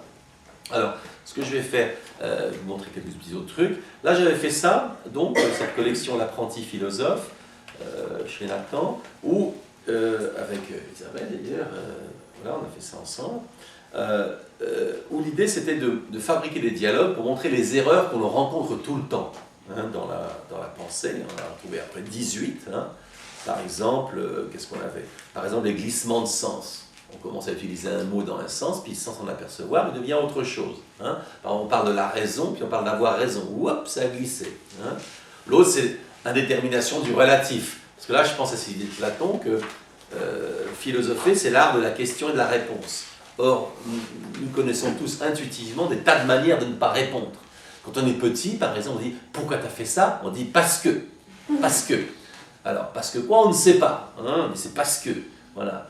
Et bon, on a l'air de répondre, mais on ne répond pas. En grandissant, on devient plus sophistiqué. On dit plus parce que, on dit ça dépend. Voilà. Ça dépend de quoi? On n'en sait rien. Hein, ben, ça dépend. Voilà. Donc, de toute manière, tu veux épouser, ça dépend. Voilà. Hein, quoi, du compte en banque, je ne sais pas. Hein, donc, ça dépend. Voilà. Après, il y a les fausses évidences. On annonce quelque chose, voilà. Les gens sont méchants. Bien. D'accord, bah, d'où ça sort ça hein, voilà. C'est écrit dans le ciel, je ne sais pas d'où ça sort. Fausses évidences. Voilà. Hein. Donc c'est un peu repérer comme ça toutes les erreurs qu'on rencontre tout le temps et en montrant en même temps comment ces erreurs peuvent être résolues. Il y a aussi le côté positif avec des dialogues. Et puis c'est un élève qui questionnait, il s'appelle Victor, questionné par Héloïse. Et en même temps, quand il a une idée, on dit tiens, tu vois sur cette idée, citation de Kant, Kant est d'accord avec toi. Mais Nietzsche n'est pas d'accord avec toi, citation de Nietzsche. Donc c'est une sorte de dialogue en même temps entre les philosophes et bon, une pensée, voilà, hein, je dirais ordinaire, faute de meilleurs mots. Voilà. Donc c'est un petit. Voilà. Sinon, tout récemment, vous avez remarqué, je travaille beaucoup sur les contraires. Et là, je viens de faire cet ouvrage donc sur les grands contraires de la philosophie, une douzaine. J'en avais fait plus, mais bon, les éditeurs en voulaient que 12. Ça, la loi du marché. Donc, un et multiple, fini et infini, être et apparence, liberté et nécessité, raison, passion, nature, culture, temps, éternité, moi et autrui, corps et esprit, actif et passif, objectif, subjectif, cause et effet. Alors, je vous montre un exemple hein, de ces antinomies. Voilà, tiens, vous pouvez. Je me suis dit, c'est fini et infini. Est-ce que l'univers est fini ou infini? Ça, parce qu'il est joli. Un exemple moins esthétique, mais peut-être plus parlant. J'aime beaucoup. Celui-là. Voilà. Alors, vous voyez, ceci, ça n'a pas l'air de poisson, mais c'est du poisson. Ceci, ça a l'air d'un poisson, mais ce n'est pas du poisson. Hein, c'est du plastique. Je crois qu'il ne va pas, c'est un poisson en plastique. Voilà. Donc, être et apparence hein, ne vont pas toujours ensemble. Voilà. Et on passe à travers les 12 antinomies comme ça, en montrant voilà, ce qui peut se passer entre les deux. Voilà. Voilà.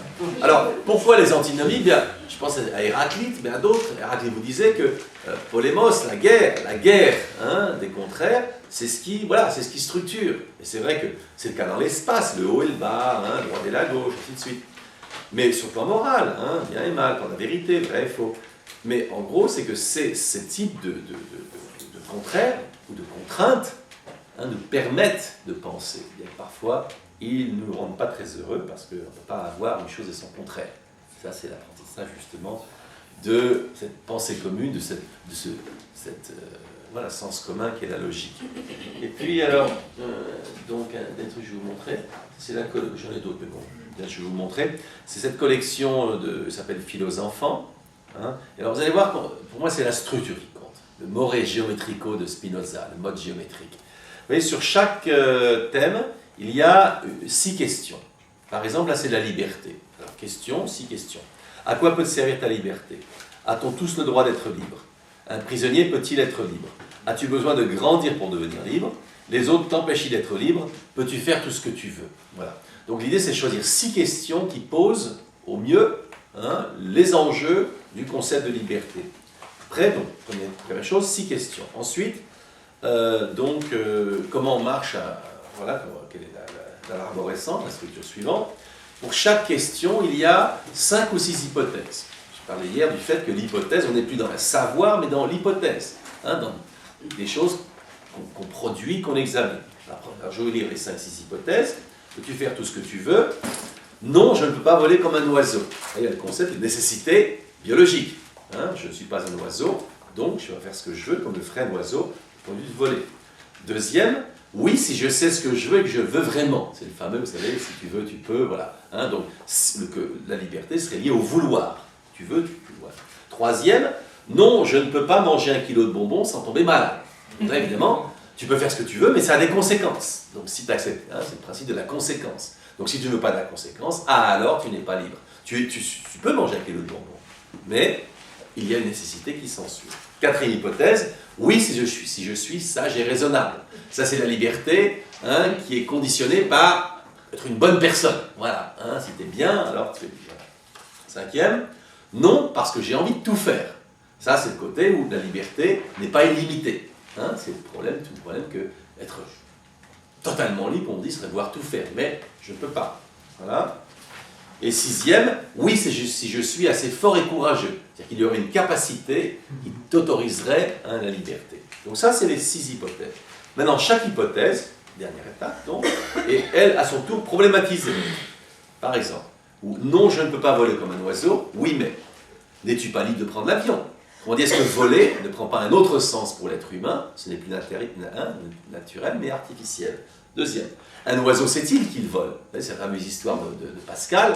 Hein, donc, la différence, hein, entre l'homme et l'univers, c'est que l'homme pense. Donc, la conscience, l'oiseau vole, mais peut-être lui ne sait pas qu'il vole.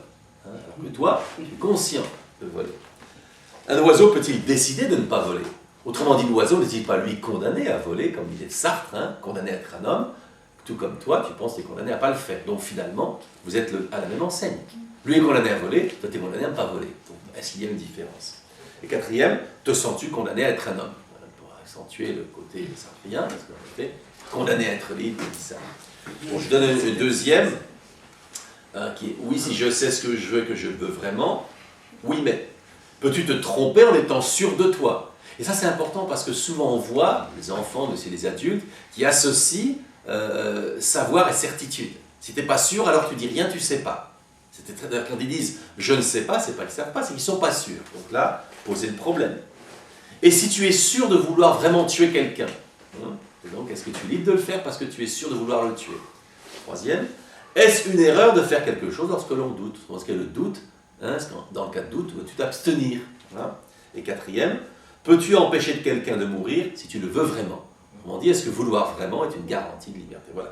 Bon, je passe. Mais l'idée, c'est, moi, ce qui m'intéresse, c'est pas chaque hypothèse ou chaque idée particulière, parce que parfois, il dit, ouais, mais dans votre bouquin, là, je suis pas d'accord. Bon, ah ouais, là, vous avez dit ça, là, je suis pas d'accord. C'est pas un débat télé, qu'est-ce que ça veut dire? C'est une des hypothèses qui permettrait que l'on rencontre. Et l'idée, ce n'est pas évidemment, il y en a qui vont à la fin chercher les milliards, littéralement, j'exagère pas. J'étais à un salon du livre de Nîmes la semaine dernière, il m'a dit, votre livre ça va pas, vous voyez, j'ai un enfant, moi il est angoissé, mais vous ne donnez pas les réponses à la fin. Voilà. Donc l'idée évidemment, c'est se réconcilier, mais ça je l'ai tout le temps, et avec les enseignants, comment on utilise votre livre? Il y a des questions. Et l'idée justement c'est d'apprendre à l'enfant à examiner des hypothèses, parce qu'après il peut continuer, il peut produire d'autres hypothèses, produire d'autres questions, voilà.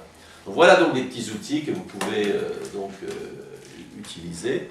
Voilà, donc, et puis je vous dis comme ce manuel, là j'explique la démarche, j'en ai deux, la pratique de la philosophie à l'école primaire, et puis un autre qui s'appelle enseigner par le débat, et c'est pareil, je travaille beaucoup comment structurer la discussion. Hein, la philosophie, pour moi ça a beaucoup à faire avec l'organisation de la pensée. Hein, c'est-à-dire que les opinions, c'est un peu les poils sous les sous-bras, on a plein, mais comment, voilà, hein, est-ce que c'est le moment justement de se raser, est-ce que c'est le moment de les tresser, voilà, j'arrête de filer la métaphore. Est-ce qu'il y a questions, commentaires? Oui. Alors, oui, disons un quart d'heure, et puis voilà. Un quart d'heure, voilà, hein, bien. Alors, je vais demander d'ailleurs ceux qui ont des pratiques et des questions-réponses, n'hésitez pas, ceux qui veulent donner leur... oui, alors... Question, c'est une question et commentaire. C'est une question. Une question, c'est parti.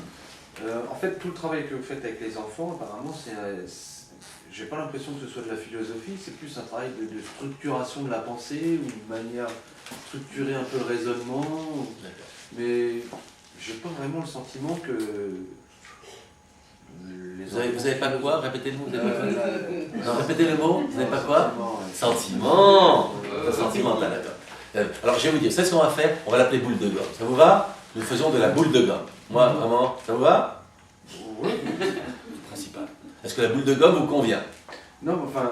Écoutez, je vais vous poser une question. Oui, Moi, j'ai répondu à la vôtre. Voilà. Est-ce que faire de la boule de gomme, ça vous va?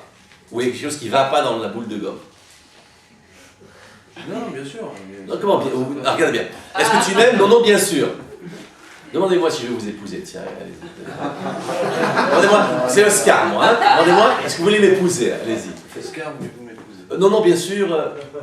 Alors, regardez bien. Ça vous va? Voilà. Ça s'appelle faire de la boule de gomme. Est-ce que ça vous va faire de la boule de gomme? Vous êtes enseignant? Oui. Est-ce que ça vous va faire de la boule de gomme avec vos élèves? Ça vous paraît quelque chose d'utile?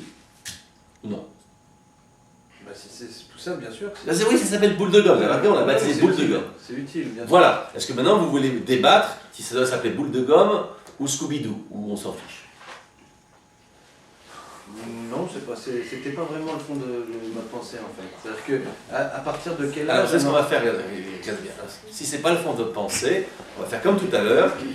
Donc est-ce que c'est que vous avez une question ou est-ce que c'est que vous avez quelque chose qui vous pose problème? Bah, ça me pose problème. Bien, alors quel est votre problème? Bah, à partir de quel âge un enfant peut entrer réfléchir sur sa manière de penser ou... D'accord. Alors regardez bien, êtes-vous dans le même sujet que tout à l'heure ou avez-vous changé le sujet? Vous me dites, oui, oui, c'est la même chose que tout à l'heure, ou non, je suis parti ailleurs. Qu'est-ce que vous dites? Moi j'ai l'impression d'être dans le même... La même chose. Et alors, je vais faire comme avec Stéphane. On va demander à la raison commune s'ils pensent que vous êtes au même endroit, vous avez changé le sujet. Ils vont dire quoi? Bah, voyons. Non, comment voyons? Attendez, c'est pas drôle si on le fait comme ça. Mais c'est-à-dire que je vous demande à vous si vous pouvez imaginer la raison commune.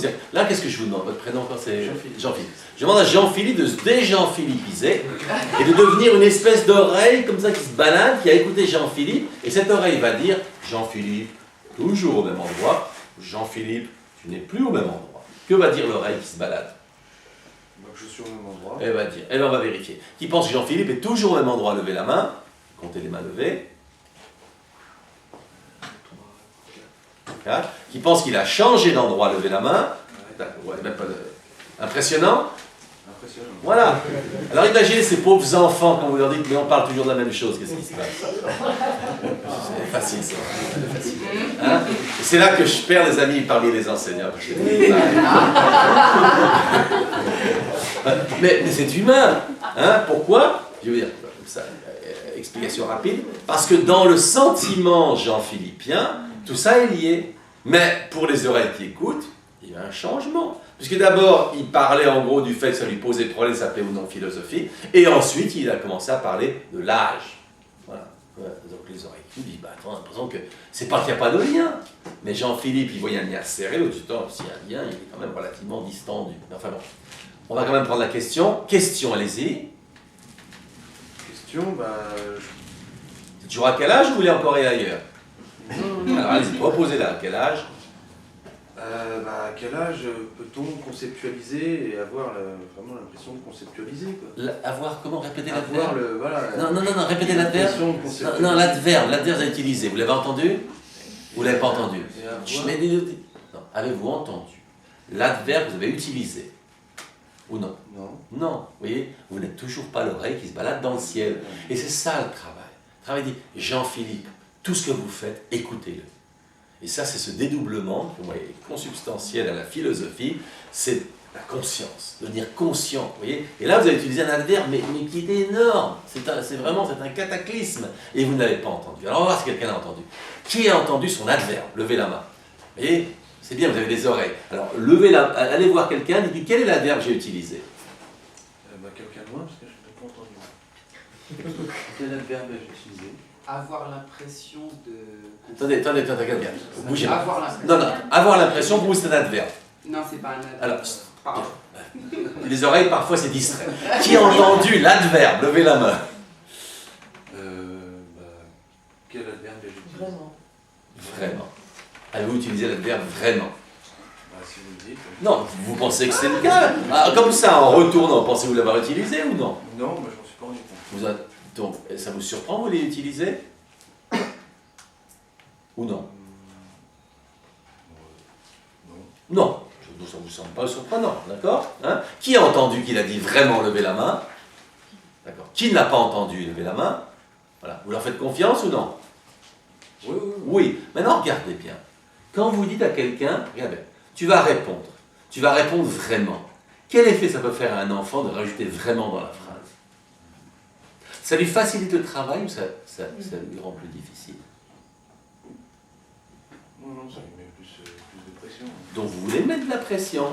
Hein? Voilà. Oui, c'est un peu ça. Maintenant, regardez bien. De découvrir, mais juste ferme Isabelle parce que ça c'est... Alors, regardez, maintenant l'idée de prendre conscience des mots que l'on utilise, hein, l'idée de prendre conscience des mots que l'on utilise, à votre avis, à quel âge on peut commencer à prendre conscience des mots qu'on utilise? Parce que c'était ça votre question. À quel âge? Vous me dites, vous enseignez au primaire, à quel âge on peut commencer à prendre conscience des mots qu'on utilise? Pas 3 ans, 15 ans, 40 ans? Quel âge? Vous n'en savez absolument rien. Je pense que c'est assez fluctuant, quoi. Je vous demande à quel âge... Alors, attendez. Moi, vous demandez à répondre à une question, pour vous, c'est fluctuant. Est-ce que vous avez une idée? Prenez un risque. À quel âge on peut commencer à prendre conscience des mots qu'on utilise? À 6 ans, alors peut-être. À 6 ans. Donc, vous, avant 6 ans, on ne peut pas. Ça va? Ça?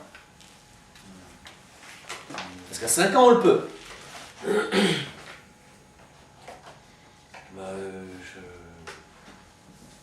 Vous ne savez pas. J'en sais rien. Non, c'est bien. Eh bien, est-ce que quelqu'un peut lui dire quelque chose là-dessus? Voilà, quelqu'un, regardez, plusieurs veulent le faire, demande à quelqu'un qui lève la main, dites-moi à quel âge on peut.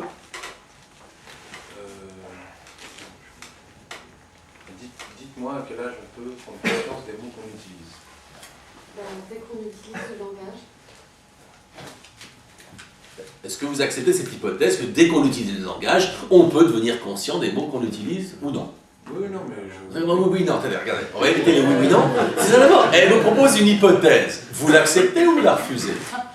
Je l'accepte. Bien, et à quel âge on commence à utiliser le langage? En gros? Ouais, 3 ans. 3 ans. Vous êtes réconcilié avec 3 ans ou non? Oui. Êtes-vous enthousiaste ou pas vraiment? Demandez-moi si je vais vous épouser encore. Non, regardez, demandez-moi encore si je vais vous épouser. Par expérience, Bougez pas. Demandez-moi si je vais vous épouser. Et demandez-moi. Est-ce que vous voulez m'épouser? 2 fois quand même. Je suis têtu. Vous allez voir, je finis toujours par dire oui.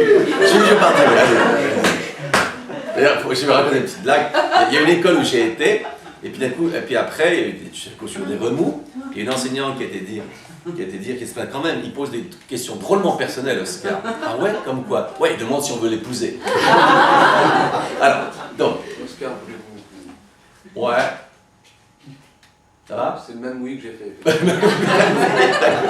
Hein? Voilà. Mais vous voyez, qu'est-ce que j'ai fait là? Au-delà du contenu. Bon, ceci dit, personnellement, je suis d'accord. Je commence à travailler à 3 ans avec des enfants là-dessus. Mais là, c'est l'enseignement mutuel. Vous êtes dans le doute, l'incertitude. Bien, quelqu'un d'autre vous propose une idée. Et là, on vous demande, bah, ça va, vous l'apprenez pas. L'important, c'est que ce travail s'effectue, montrer que chacun ici peut participer au processus de réflexion, et voilà. Ça vous parle comme processus? Oui, bien sûr. Mais vous pouvez le faire. Et je vais vous montrer un exemple à 3 ans, ce que vous pouvez faire. L'apprentissage de la logique à 3 ans. Petit exemple concret. Ben, c'est très simple. Vous amenez 2 peluches. Voilà. Et vous dites aux enfants, quelle peluche tu préfères? Alors, commence. Qui préfère la peluche? La première peluche. La plupart des mains se lèvent. Qui préfère la deuxième? Eh bien, les mêmes relèvent la main, et les mêmes qui n'ont pas levé la main ne la lèvent pas. Bien. Et maintenant, il s'agit d'apprendre la logique. Alors, je dis que c'est très simple. Vous avez le droit à une peluche, et il faut choisir. Et ce qu'on fait, c'est qu'on compte le nombre d'élèves et on doit retomber dessus. Alors, qui prend la première?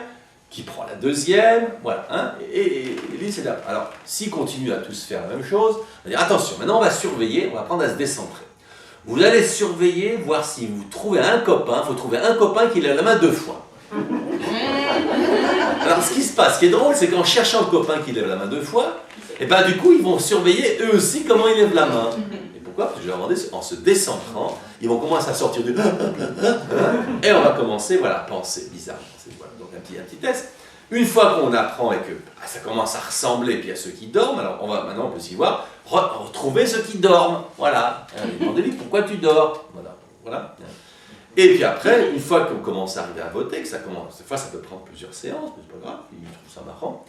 Et après on peut commencer maintenant, pourquoi tu préfères celle-là? Alors, ouais, celle-là parce qu'elle a des oreilles. Ah bon? Est-ce que l'autre a des oreilles? Oui. Bah alors. Hein? Voilà. Donc ça.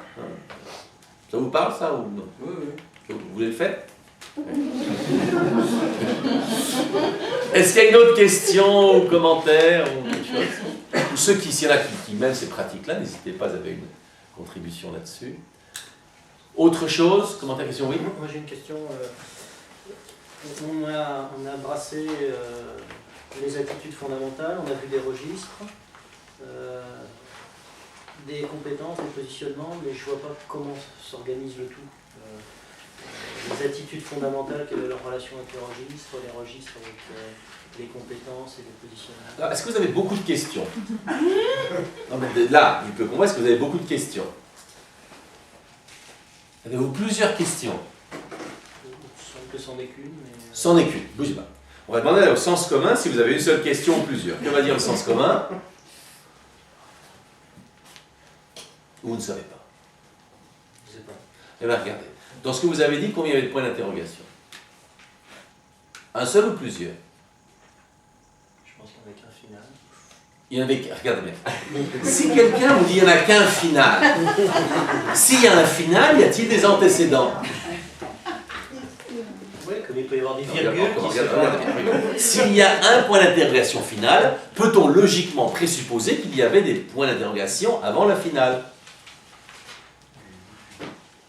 Non, par final, j'entendais Ouais, qui je ponctue comprends. la phrase. Regardez C'est bien, pas le regardez. dernier. Regardez bien. Êtes-vous en train de nous dire ce que vous avez voulu dire?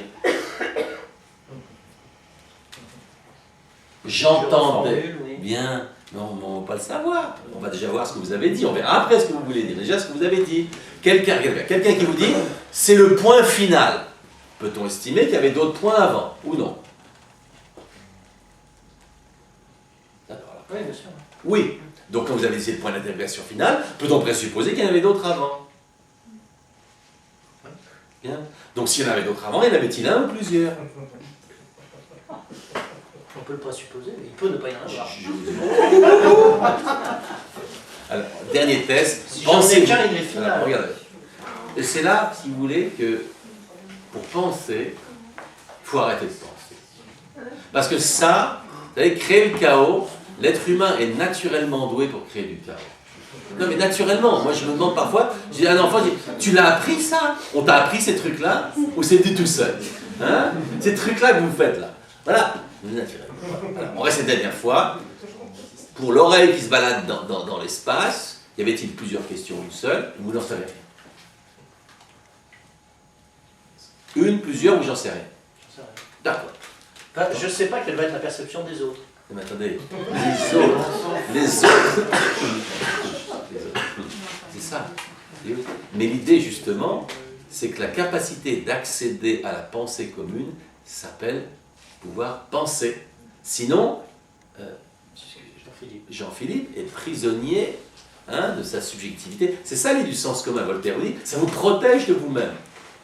Parce que Jean-Philippe, sinon, il est prisonnier de sa subjectivité, de ses convictions, de tout ça, et il ne peut pas penser. Il n'arrive pas à se dé-Jean-Philippiser comme condition de la pensée. Ça vous plaît, ça? J'ai réussi à avoir la souris. Voilà. Ça vous va? Donc maintenant, regardez bien. Alors, donc, vous voulez essayer, prenez des risques. Le sens commun a-t-il entendu plutôt plusieurs questions, une seule? Prenez un risque. Il n'y a pas grand-chose à perdre. Après 5 minutes. Vous aurez le droit de manger. Après 5 minutes d'avoir appuyé dessus, je veux dire que le sens commun va penser qu'il y a énormément de questions qui se ponctuent par une question finale. Est-ce que cet énormément était nécessaire? Chacun ses adverbes. Les Jean-Philippe ont des adverbes. Alors allez-y. Alors posez une question. Allez-y. On va essayer. Posez. Et ça, toujours important de dire. C'est parce que pourquoi? Parce que s'il y a une pluralité, vous voyez, c'est fini à l'infini, pas de problème. Mais c'est juste que pour pouvoir répondre, on va devoir choisir, c'est tout. C'est pas pour dire « Ouh, le vilain, il a posé plusieurs questions. » Non, c'est tout. C'est que s'il y a plusieurs, on va en faire une, Et ça permet d'aller toucher le 1 et le multiple, je ne sais plus si je l'ai dans la liste ou pas, mais le 1 et le multiple, c'est une fondamentale, c'est une antinomie. Bah si, tu vois, c'est la première, j'ai oublié. 1 et multiple, fondamentale. Mais regardez, je ne sais pas si j'ai posé une ou plusieurs questions. C'est vrai que parfois c'est dur. Alors voilà, donc l'idée de l'unité, souvent c'est l'essence. Alors allons-y, il y a plusieurs chiens, il y a un chihuahua, il y a un doberman, il y a ça. Bah, pour trouver, si je dis il y en a plusieurs et je dois trouver ce qu'est un chien, bah, ça ne doit pas ressembler à un doberman, ni à un teckel, ni à rien. Ça doit à la fois être ce qu'il y a commun en eux et ce qui n'appartient pas à l'un d'entre eux. Voilà. Vous voyez? Alors allons-y.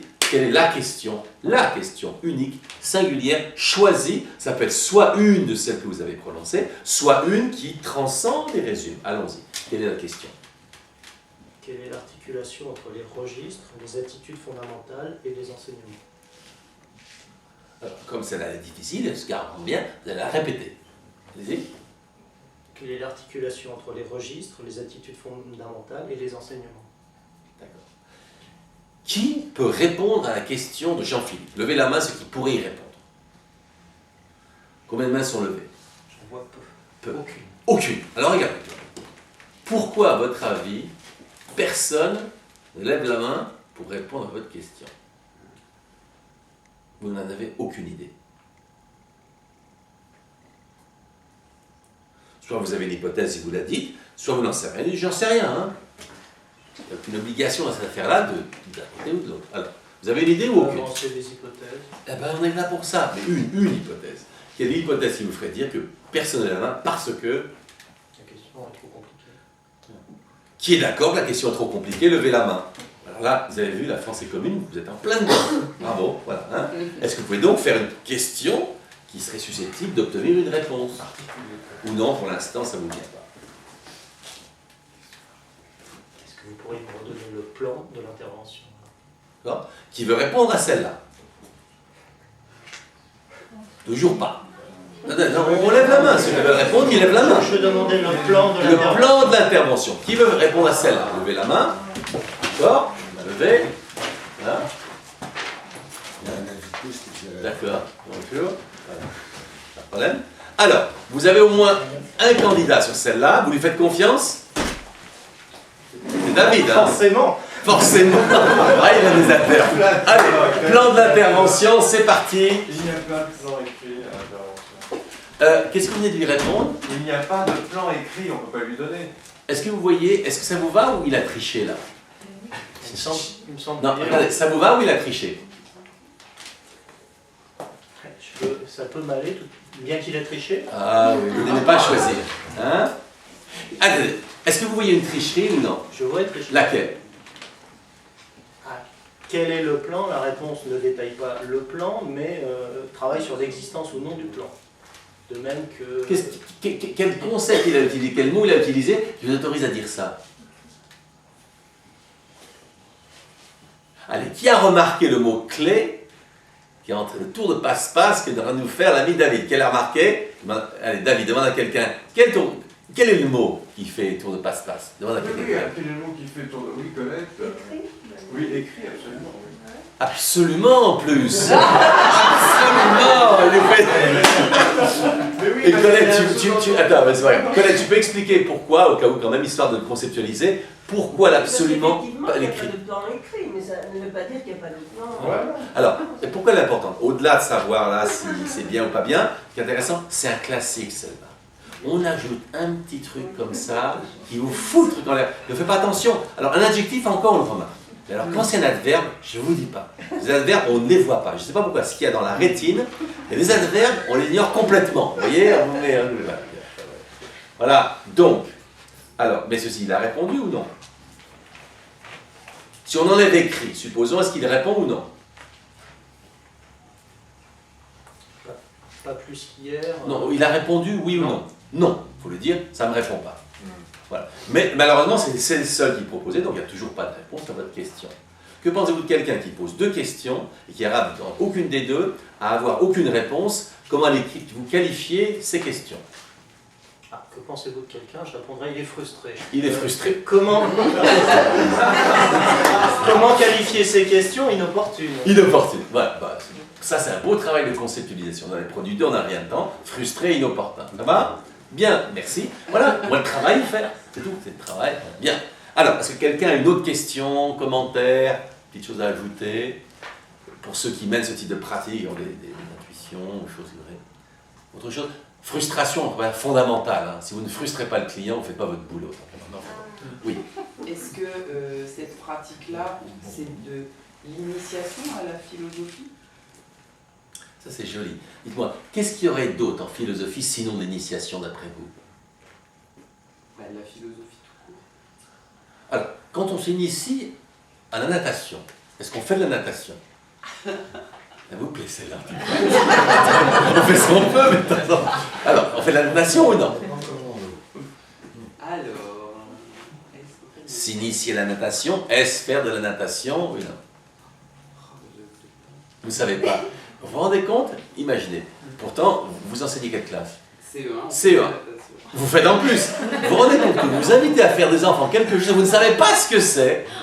Vous les initiez à la natation, mais si les parents vous disent alors on fait de la natation cette année, vous dites oh là là, j'en sais rien. Elle n'est pas belle celle-là? C'est merveilleux. Vous allez mettre dans le cahier comment ça s'appelle, cahier de communication, cahier de correspondance, vous allez marquer écoutez, nous avons découvert que nous ne savons pas si en allant dans la piscine, ces enfants font oui ou non de la natation. D'accord? Vous le direz aux parents. Voilà. Mais là, je suis là que vous le prenez bien, mais je vous montrais, c'est le merveilleux. Ce matin, on parlait de se réconcilier du grotesque de la pensée humaine. C'est ça que j'invite à vous réconcilier, parce qu'on a deux possibilités. Soit on se fâche en disant oh là, c'est insupportable, il joue sur les mots. On dit regardez, c'est pas merveilleux la pensée humaine, l'absurde, le grotesque et tout ça. C'est drôle, non? Oui. Oui, d'accord. Alors vous pourrez manger. Alors, ça va? Vous avez une autre question? Non, c'est fini. D'accord. Autre chose? Alors, Bruno, oui?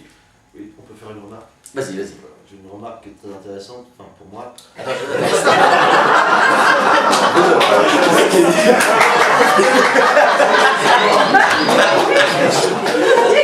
Bruno, ce qui fait plaisir, c'est qu'on... C'est que tu te sens bien ce matin. C'est une façon de se faire accepter les autres.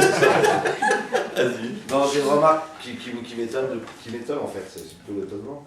C'est que les gens que l'on rencontre en général quand on fait cette pratique et qui ne connaissent pas, ont l'impression que la philosophie telle qu'on leur a enseignée est une espèce de matière qui est coupée du quotidien. Et que c'est complètement quelque chose d'abstrait. Et ce genre de questions ne m'étonne pas d'une certaine manière. Ça m'étonne et ça ne m'étonne pas. Au sens où, hier j'ai un exemple flagrant, où on partait d'une question qui est liée au quotidien, de problématiser un problème au quotidien, et de progressivement l'acheminer vers quelque chose d'universel qui concerne tous les hommes, et quelqu'un qui disait à un moment donné que ce n'était pas de la philosophie, c'était de la psychologie, parce que la philosophie, par exemple, c'est les grandes questions, quel est le sens de la vie, etc. etc. Et à force de voir la philosophie pratiquée d'une manière complètement spéculative, on en oublie de voir que c'est d'abord un acte, avant tout un acte. Et c'est ça que je constate de plus en plus, c'est qu'on a complètement évacué l'acte de philosophie au profit d'une matière abstraite qui est coupée complètement de la réalité.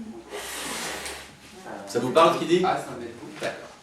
Autre question, oui, autre question, commentaire.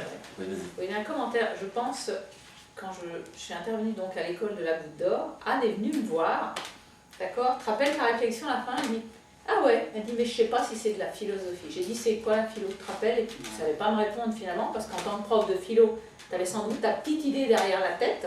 Je me rappelle ta réflexion, ça. Je suis revenue avec en me disant est-ce que ce que je fais de la philo? Finalement, je m'en fiche dans l'absolu. Je fais quelque chose, ça marche pas, mais il se passe quelque chose.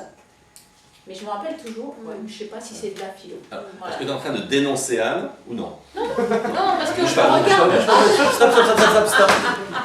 La raison commune qui peut Ouais. être convoquée ici, Oui, va-t-elle dire que tu as dénoncé Anne ou que tu ne l'as pas je dénoncé? t'ai dénoncé. D'accord, donc tu as changé d'avis. J'ai changé d'avis. D'accord, donc tu as dénoncé Anne. J'ai dénoncé Anne. Pourquoi tu as commencé par nier? Être humain est comme ça. Il nie d'abord. Et Tu es en classe, un enfant a volé le stylo de l'autre. Tu lui dis, dis donc petit garçon, pourquoi tu as volé le stylo du camarade? Oh ben c'est l'être humain, il est comme ça. Il vole le stylo du camarade. qualifierais-tu l'argument utilisé par l'enfant? Mauvaise foi. Mauvaise foi. T'es rodé, toi. Tu veux dire quelque chose, Anne? De dénoncer en public comme ça? Non, tout va bien. Ça va. Ça va, d'accord. Anne a l'habitude. T'as l'habitude d'être dénoncé, c'est ça qu'on a. Alors, y a-t-il un autre commentaire ou question? Voilà. Allez, on t'écoute. Vas-y. C'est un commentaire, mais j'utilise de plus en plus ce type de notion en entreprise. Je fais de la formation et j'utilise en particulier dans tout ce qui est communication. Et effectivement, c'est pour accentuer sur l'idée que ça sert tous les jours. Hein. Et en fait, ça m'amène à remarquer que pratiquement jamais on a fait l'exercice, parce qu'on a des discussions après. On travaille simplement sur l'efficacité de la communication. C'est-à-dire, j'ai un message, je ne questionne pas le message, simplement je vais le délivrer à quelqu'un et je veux d'abord vérifier qu'il a été compris. Hein, je pense ce registre tout simple. Tu te rends compte que ce que tu es en train de faire, là, tu te rends compte tous ils vont dire « Je le savais !» C'est de la communication qu'il faisait. Mais bon, je te pardonne, vas-y. Oui. Mais alors, ce qui est intéressant, c'est que un des premières causes d'échec de la communication, c'est qu'on ne pense pas ce qu'on dit. Donc c'est l'absence de pensée, hein, et le manque d'entraînement à penser, qui est une des premières causes d'inefficacité de la communication. Et que toutes ces notions-là sont utiles et pertinentes pour traiter ce genre de choses.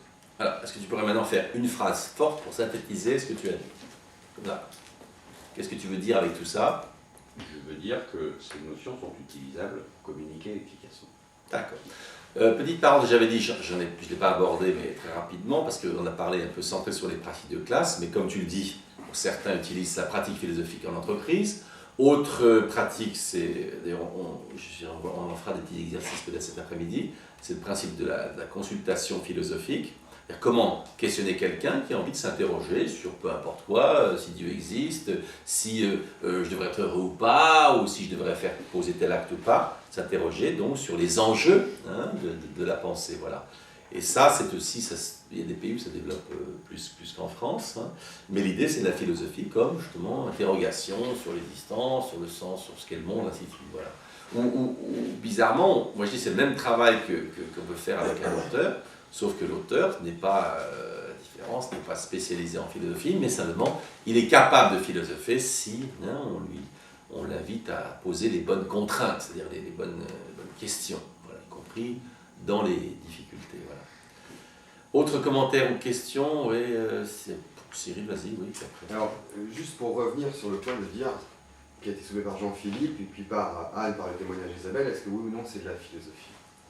Fondamentalement, c'est l'essence même de la philosophie, dans le sens où on retrouve l'énergie primordiale du jaillissement de la question chez l'enfant. On n'est pas dans la sophistication. Donc on n'est plus dans cette espèce de volonté de dire « je parle, mais je ressens cette énergie-là en moi ». Donc en ça, c'est la philosophie presque avant même que le mot philosophie puisse s'appliquer. On est tellement dans les prémices de la chose comme on est dans la pureté maximum quasiment. C'est-à-dire que dès que l'enfant se dit « mon Dieu, mais que suis-je en train de dire ?» ou « je me rends compte que j'ai dit la même chose que l'autre », tout d'un coup, il y a ce rapport à autrui, il y a ce rapport au discours, tout est déjà en place. Donc, ce qu'il en fait, ça sera peut-être de la philosophie ou autre chose. Mais nous, on est juste là pour restructurer le moteur primordial de la philosophie.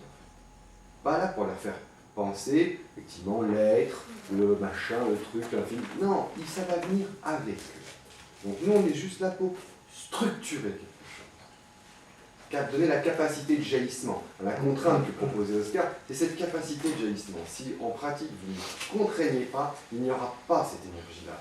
Ça ne jaillira pas. Donc c'est en ça que c'est philosophique, au sens strict.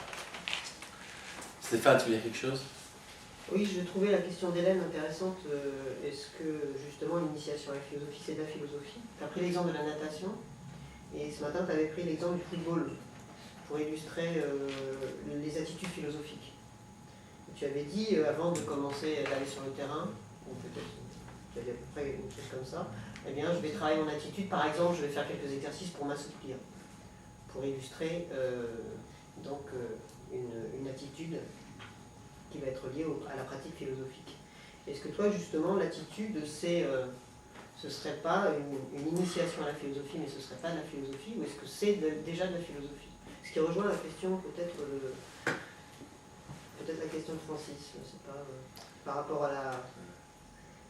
au travail sur la communication. T'as vu Karate Kid? Non. T'as déjà vu Karate Kid? Non. Ah, voilà, Karate Kid. Karate Kid, petit garçon, il a un gros problème.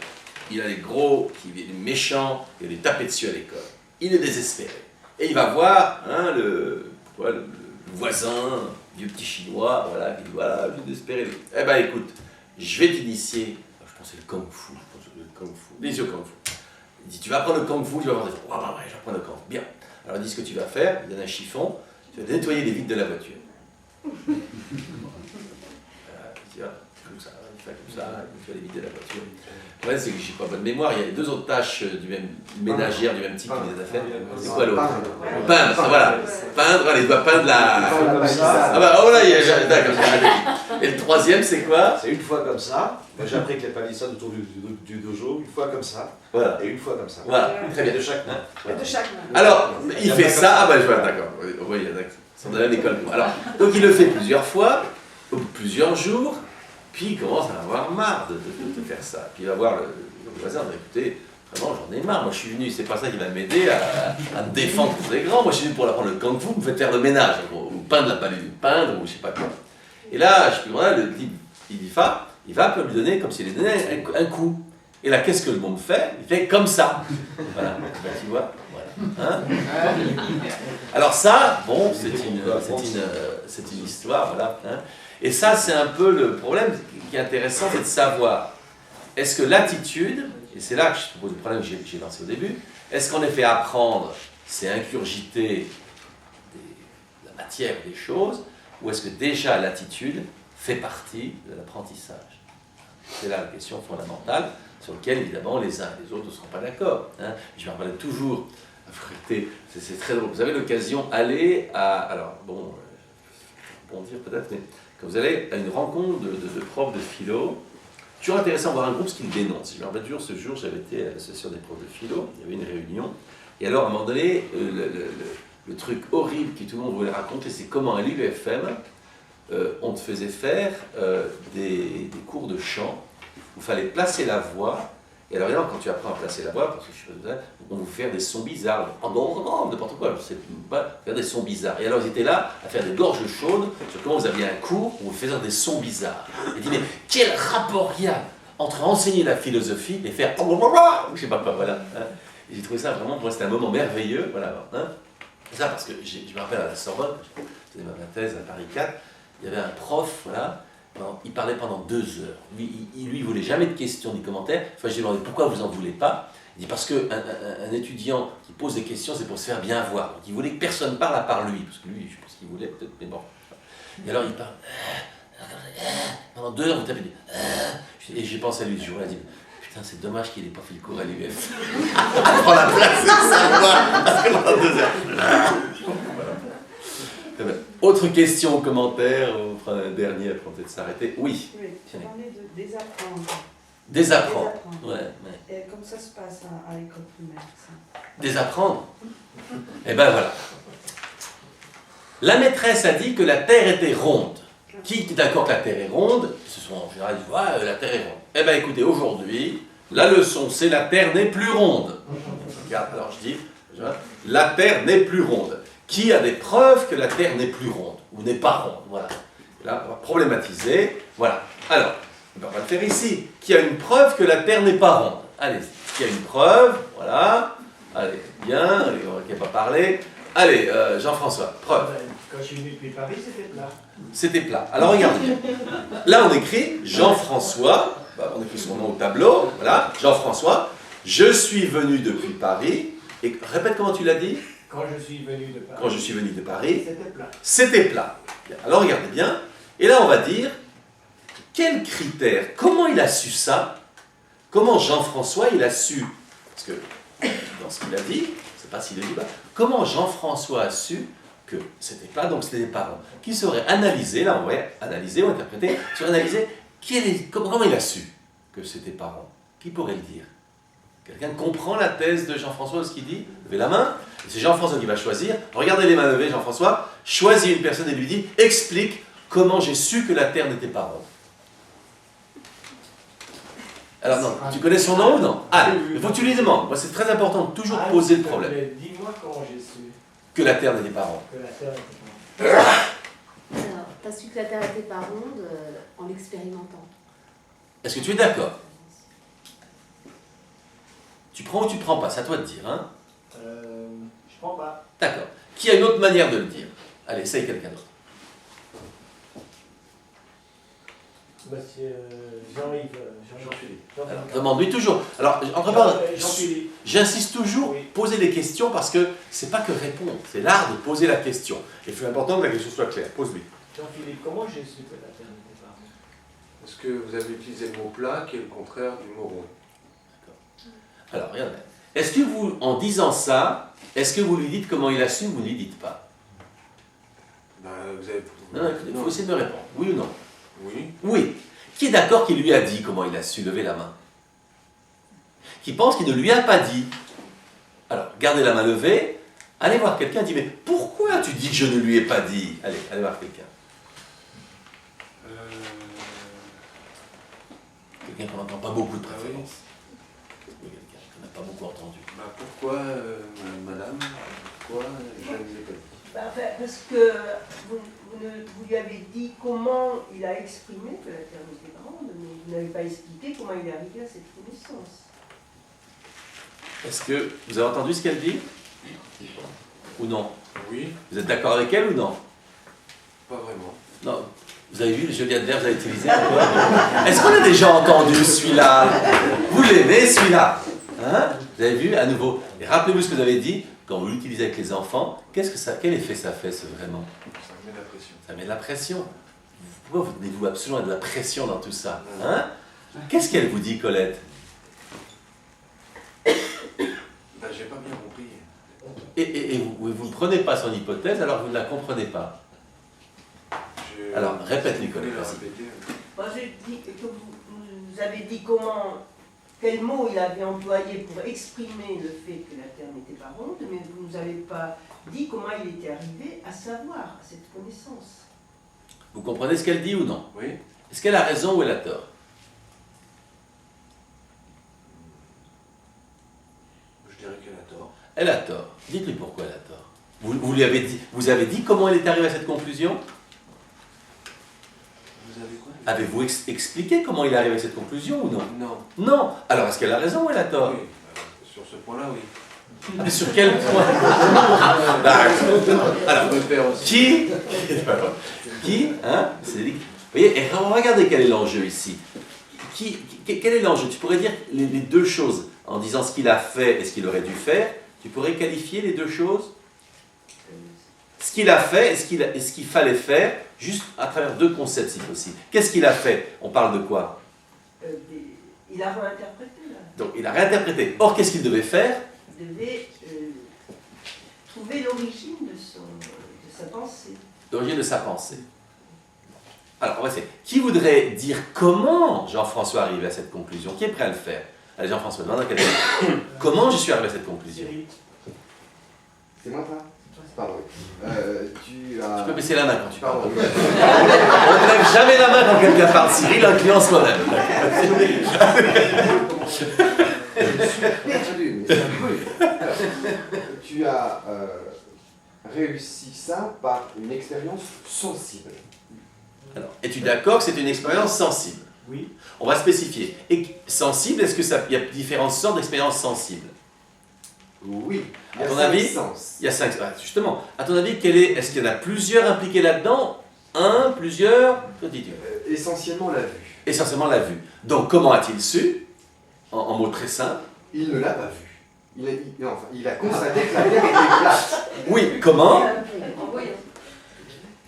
Par la vue. Par la vue. Est-il vrai que c'est ce que tu as vu? C'est par la vue que tu es arrivé à cette conclusion? Aussi. Non, mais- déjà, non, mais pas vrai. Est-ce que tu prends déjà ça? Je prends. D'accord. Jean-Philippe, est-ce que vous voyez la différence dans ce qu'il a fait, ce que vous avez fait? Ou non? Oui. Oui, ça va? Oui, Hein? ouais. À peu près. Il est joli celui-là aussi. Après, vraiment, c'est à peu près. Voilà. Bien, alors, donc ici la vue. Maintenant, qui pense alors justement, qui pense qu'il y avait autre chose que par la vue, il y a une autre type d'activité qui lui a fait arriver à cette conclusion, lever la main. Jean-François demande à quelqu'un d'autre, comment l'ai-je su? Comment les su François, s'il te plaît. Par le toucher. Par le toucher. Par comment? Par les pieds. Par les pieds. L'as-tu su par les pieds? Ou non? J'étais à vélo. Non. Non, mais attends. On peut pas... Là, justement, l'as-tu su par les pieds, oui ou non? Par les pieds.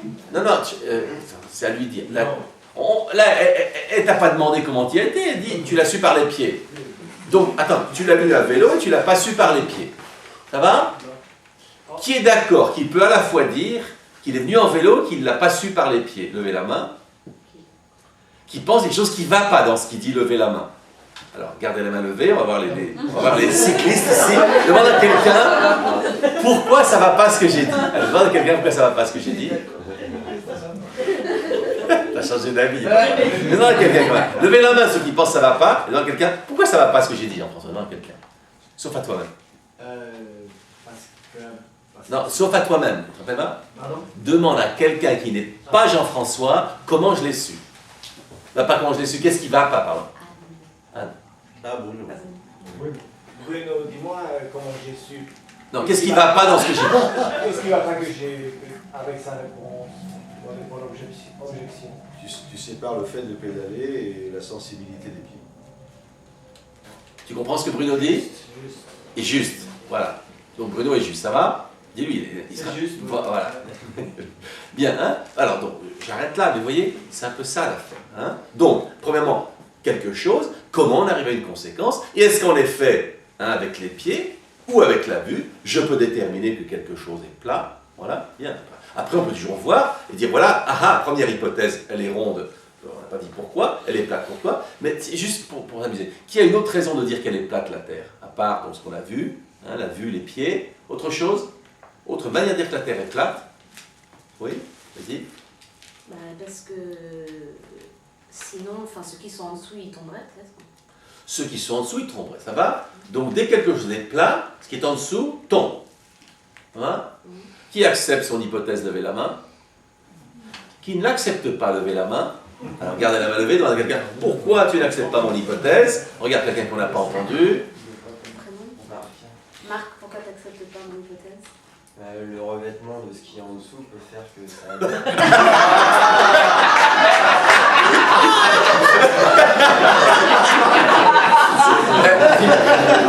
Qui pense que Marc a vu Spider-Man au cinéma?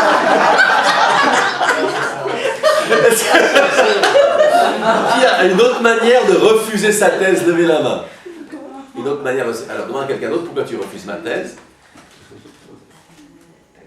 Fabienne? Parce qu'on ne sait pas où est le haut et le bas. Et donc quand on est en bas, a priori, on tombe. Alors, comment ça se fait qu'on ne saurait pas où est le haut et le bas? C'est elle qui définit un dit de l'autre côté, en dessous, on tombe. Qui vient de dire que c'est vous qui avez dit qu'on ne sait pas où est le haut et le bas ou non? C'est moi. Bon, maintenant, regardez, si vous avez un enfant, dis-moi, tu sais le haut et le bas? Il va dire oui en général ou il va dire non? Il va dire... Vous n'avez aucune idée. Oui, j'aime bien cette réponse. Oui, je n'ai aucune idée. Non, aucune idée. Alors regarde. On va aller au marché là, qui se passe souvent le dimanche matin à Argenteuil, et voilà. Bon, il y a quelqu'un qui nous dit que le haut et le bas, elle n'a aucune idée, et que les enfants non plus n'ont aucune idée de ça. On va dire, oh ouais, cette personne a du sang, on va dire, oh là là, il y a un problème. Qu'est-ce qu'ils vont dire les gens au marché? Les gens, mais elle peut dire ce qu'elle veut, cette femme. Ils vont dire, elle peut dire ce qu'elle veut. C'est pas un problème. Ils vont dire, c'est pas un problème. Ça va? Voilà, c'est ça. Maintenant, est-ce que vous voulez voir un problème? Non. Vous aimez les problèmes? Oui. Ben alors, vous voulez en voir un si vous aimez. Ah, bah alors j'aurais pas dû répondre à son truc. Non, non. Non, vous aimez les problèmes. Regardez, alors vous allez trouver. Je vous repose le film et vous me dites où est le problème. Quelqu'un vous dit, moi, le haut et le bas, je sais pas où c'est, je sais pas. Et puis si on demande ça à des enfants, ils sauront pas non plus. Allez, voilà le film. Comme pour la Terre est ronde, où est le problème? Vous n'arrivez pas. J'ai pas répondu à sa question. Dans mon film, je parle de quelqu'un et d'une question? Oui. Non, mais ah bon? Dans mon film, j'ai parlé de quelqu'un? Je vous suis pas. D'accord, je vous refais. Regardez, oubliez tout l'univers, vous oubliez tout. Vous n'existez pas, vous êtes un pur regard qui regarde un film, ça va? Vous n'avez aucune expérience, vous n'existez pas, vous n'avez pas de bonnet, pas de lunettes, pas de rien. Film. Attention, musique, générique, film. Quelqu'un est là qui vous dit, moi, le haut et le bas, mais je sais pas où c'est, je sais pas les distinguer. Puis si on demande à des enfants, ils ne sauront pas non plus. Fin du film, générique, clac. Voyez-vous un problème dans ce film? Non. Aucun. Voulez-vous en voir un? Si vous voulez. Si non, vous c'est pas voulez, si je veux. Voulez-vous? Oui, oui. Eh bien, voyez-le. Alors, voyez-le. Ça s'appelle de la pensée critique. Ça veut dire, c'est une idée qu'on trouve autant chez Hegel que chez Popper et qui vous voulez. Il n'y a rien qui ne pose problème dès que c'est articulé. Rien qui ne pose problème. Alors, où est le problème dans ce film? Au lieu de dire trouver l'erreur, c'est trouver le problème. C'est le jeu. Vous en voyez un ou vraiment vous n'y arrivez pas? J'ai oublié la droite et la gauche. Non, attendez. Mais je sais pas, je cherche le problème. Qui saurait dire? Votre prénom c'est? Fabienne. Qu'est-ce qui se passe avec Fabienne? Quelqu'un a une idée?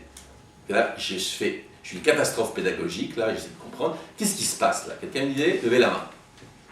Alors regardez les mains levées, demandez à quelqu'un, qu'est-ce qui se passe? Qu'est-ce qui se passe? Je crois que, Fabienne, vous avez du mal à vous concentrer, à oublier complètement et à vous concentrer uniquement sur ce qu'Oscar dit. Ça, c'est vrai. Bien, voilà, bien. Et donc, c'est pour ça qu'on n'y arrive pas. Eh bien, faire régler. Voilà. Alors, qui voudrait dire, pour aider Fabienne, quel est le problème de quelqu'un qui dit, moi, le bas, le haut, j'en ai aucune idée? Parce que quelqu'un voit un problème. Il veut le dire à Fabienne. Fabienne, allez voir quelqu'un qui lève la main, dit, dites-moi où il est le problème. Monsieur, là-bas. Je sais que le haut est juste au-dessus de ma tête, que le bas est du côté de mes pieds. Est-ce que ça a du sens, ce qu'il vous dit ou non? Oui. Est-ce que ce qu'il vient de vous dire, est-ce qu'un enfant peut le dire? Oui. Est-ce que, à votre avis, le commun des mortels peut articuler, sans vouloir vexer notre ami, mais que ce n'est pas d'une banalité monstrueuse qu'il vient d'énoncer? Non. Mais Fabienne ne le savait pas, elle, ça. Ne répondez pas, ça c'est pour emporter, comme chez McDo, des choses pour consommer sur place, des choses pour emporter. Ça va? Non. Pourquoi ça va pas? Parce que la notion du bas et du haut n'est pas la même, qu'on soit au-dessus de la terre ou en dessous de la terre. Alors, avez-vous souvent été, vous, en dessous de la terre? C'était le problème. Écoutez, non, faites pas ça. Si vous voulez faire ça, voilà, apprendre l'art de la question de la réponse. Ouais. Si vous voulez engager la discussion, il ne faut pas faire non. Vous voulez le faire ou vous ne voulez pas? Parce que sinon, moi, je ne peux pas vous obliger à répondre. Si vous voulez répondre, vous le faites. Si vous ne voulez pas, vous dites, comme dit Bruno, j'arrive pas à me concentrer.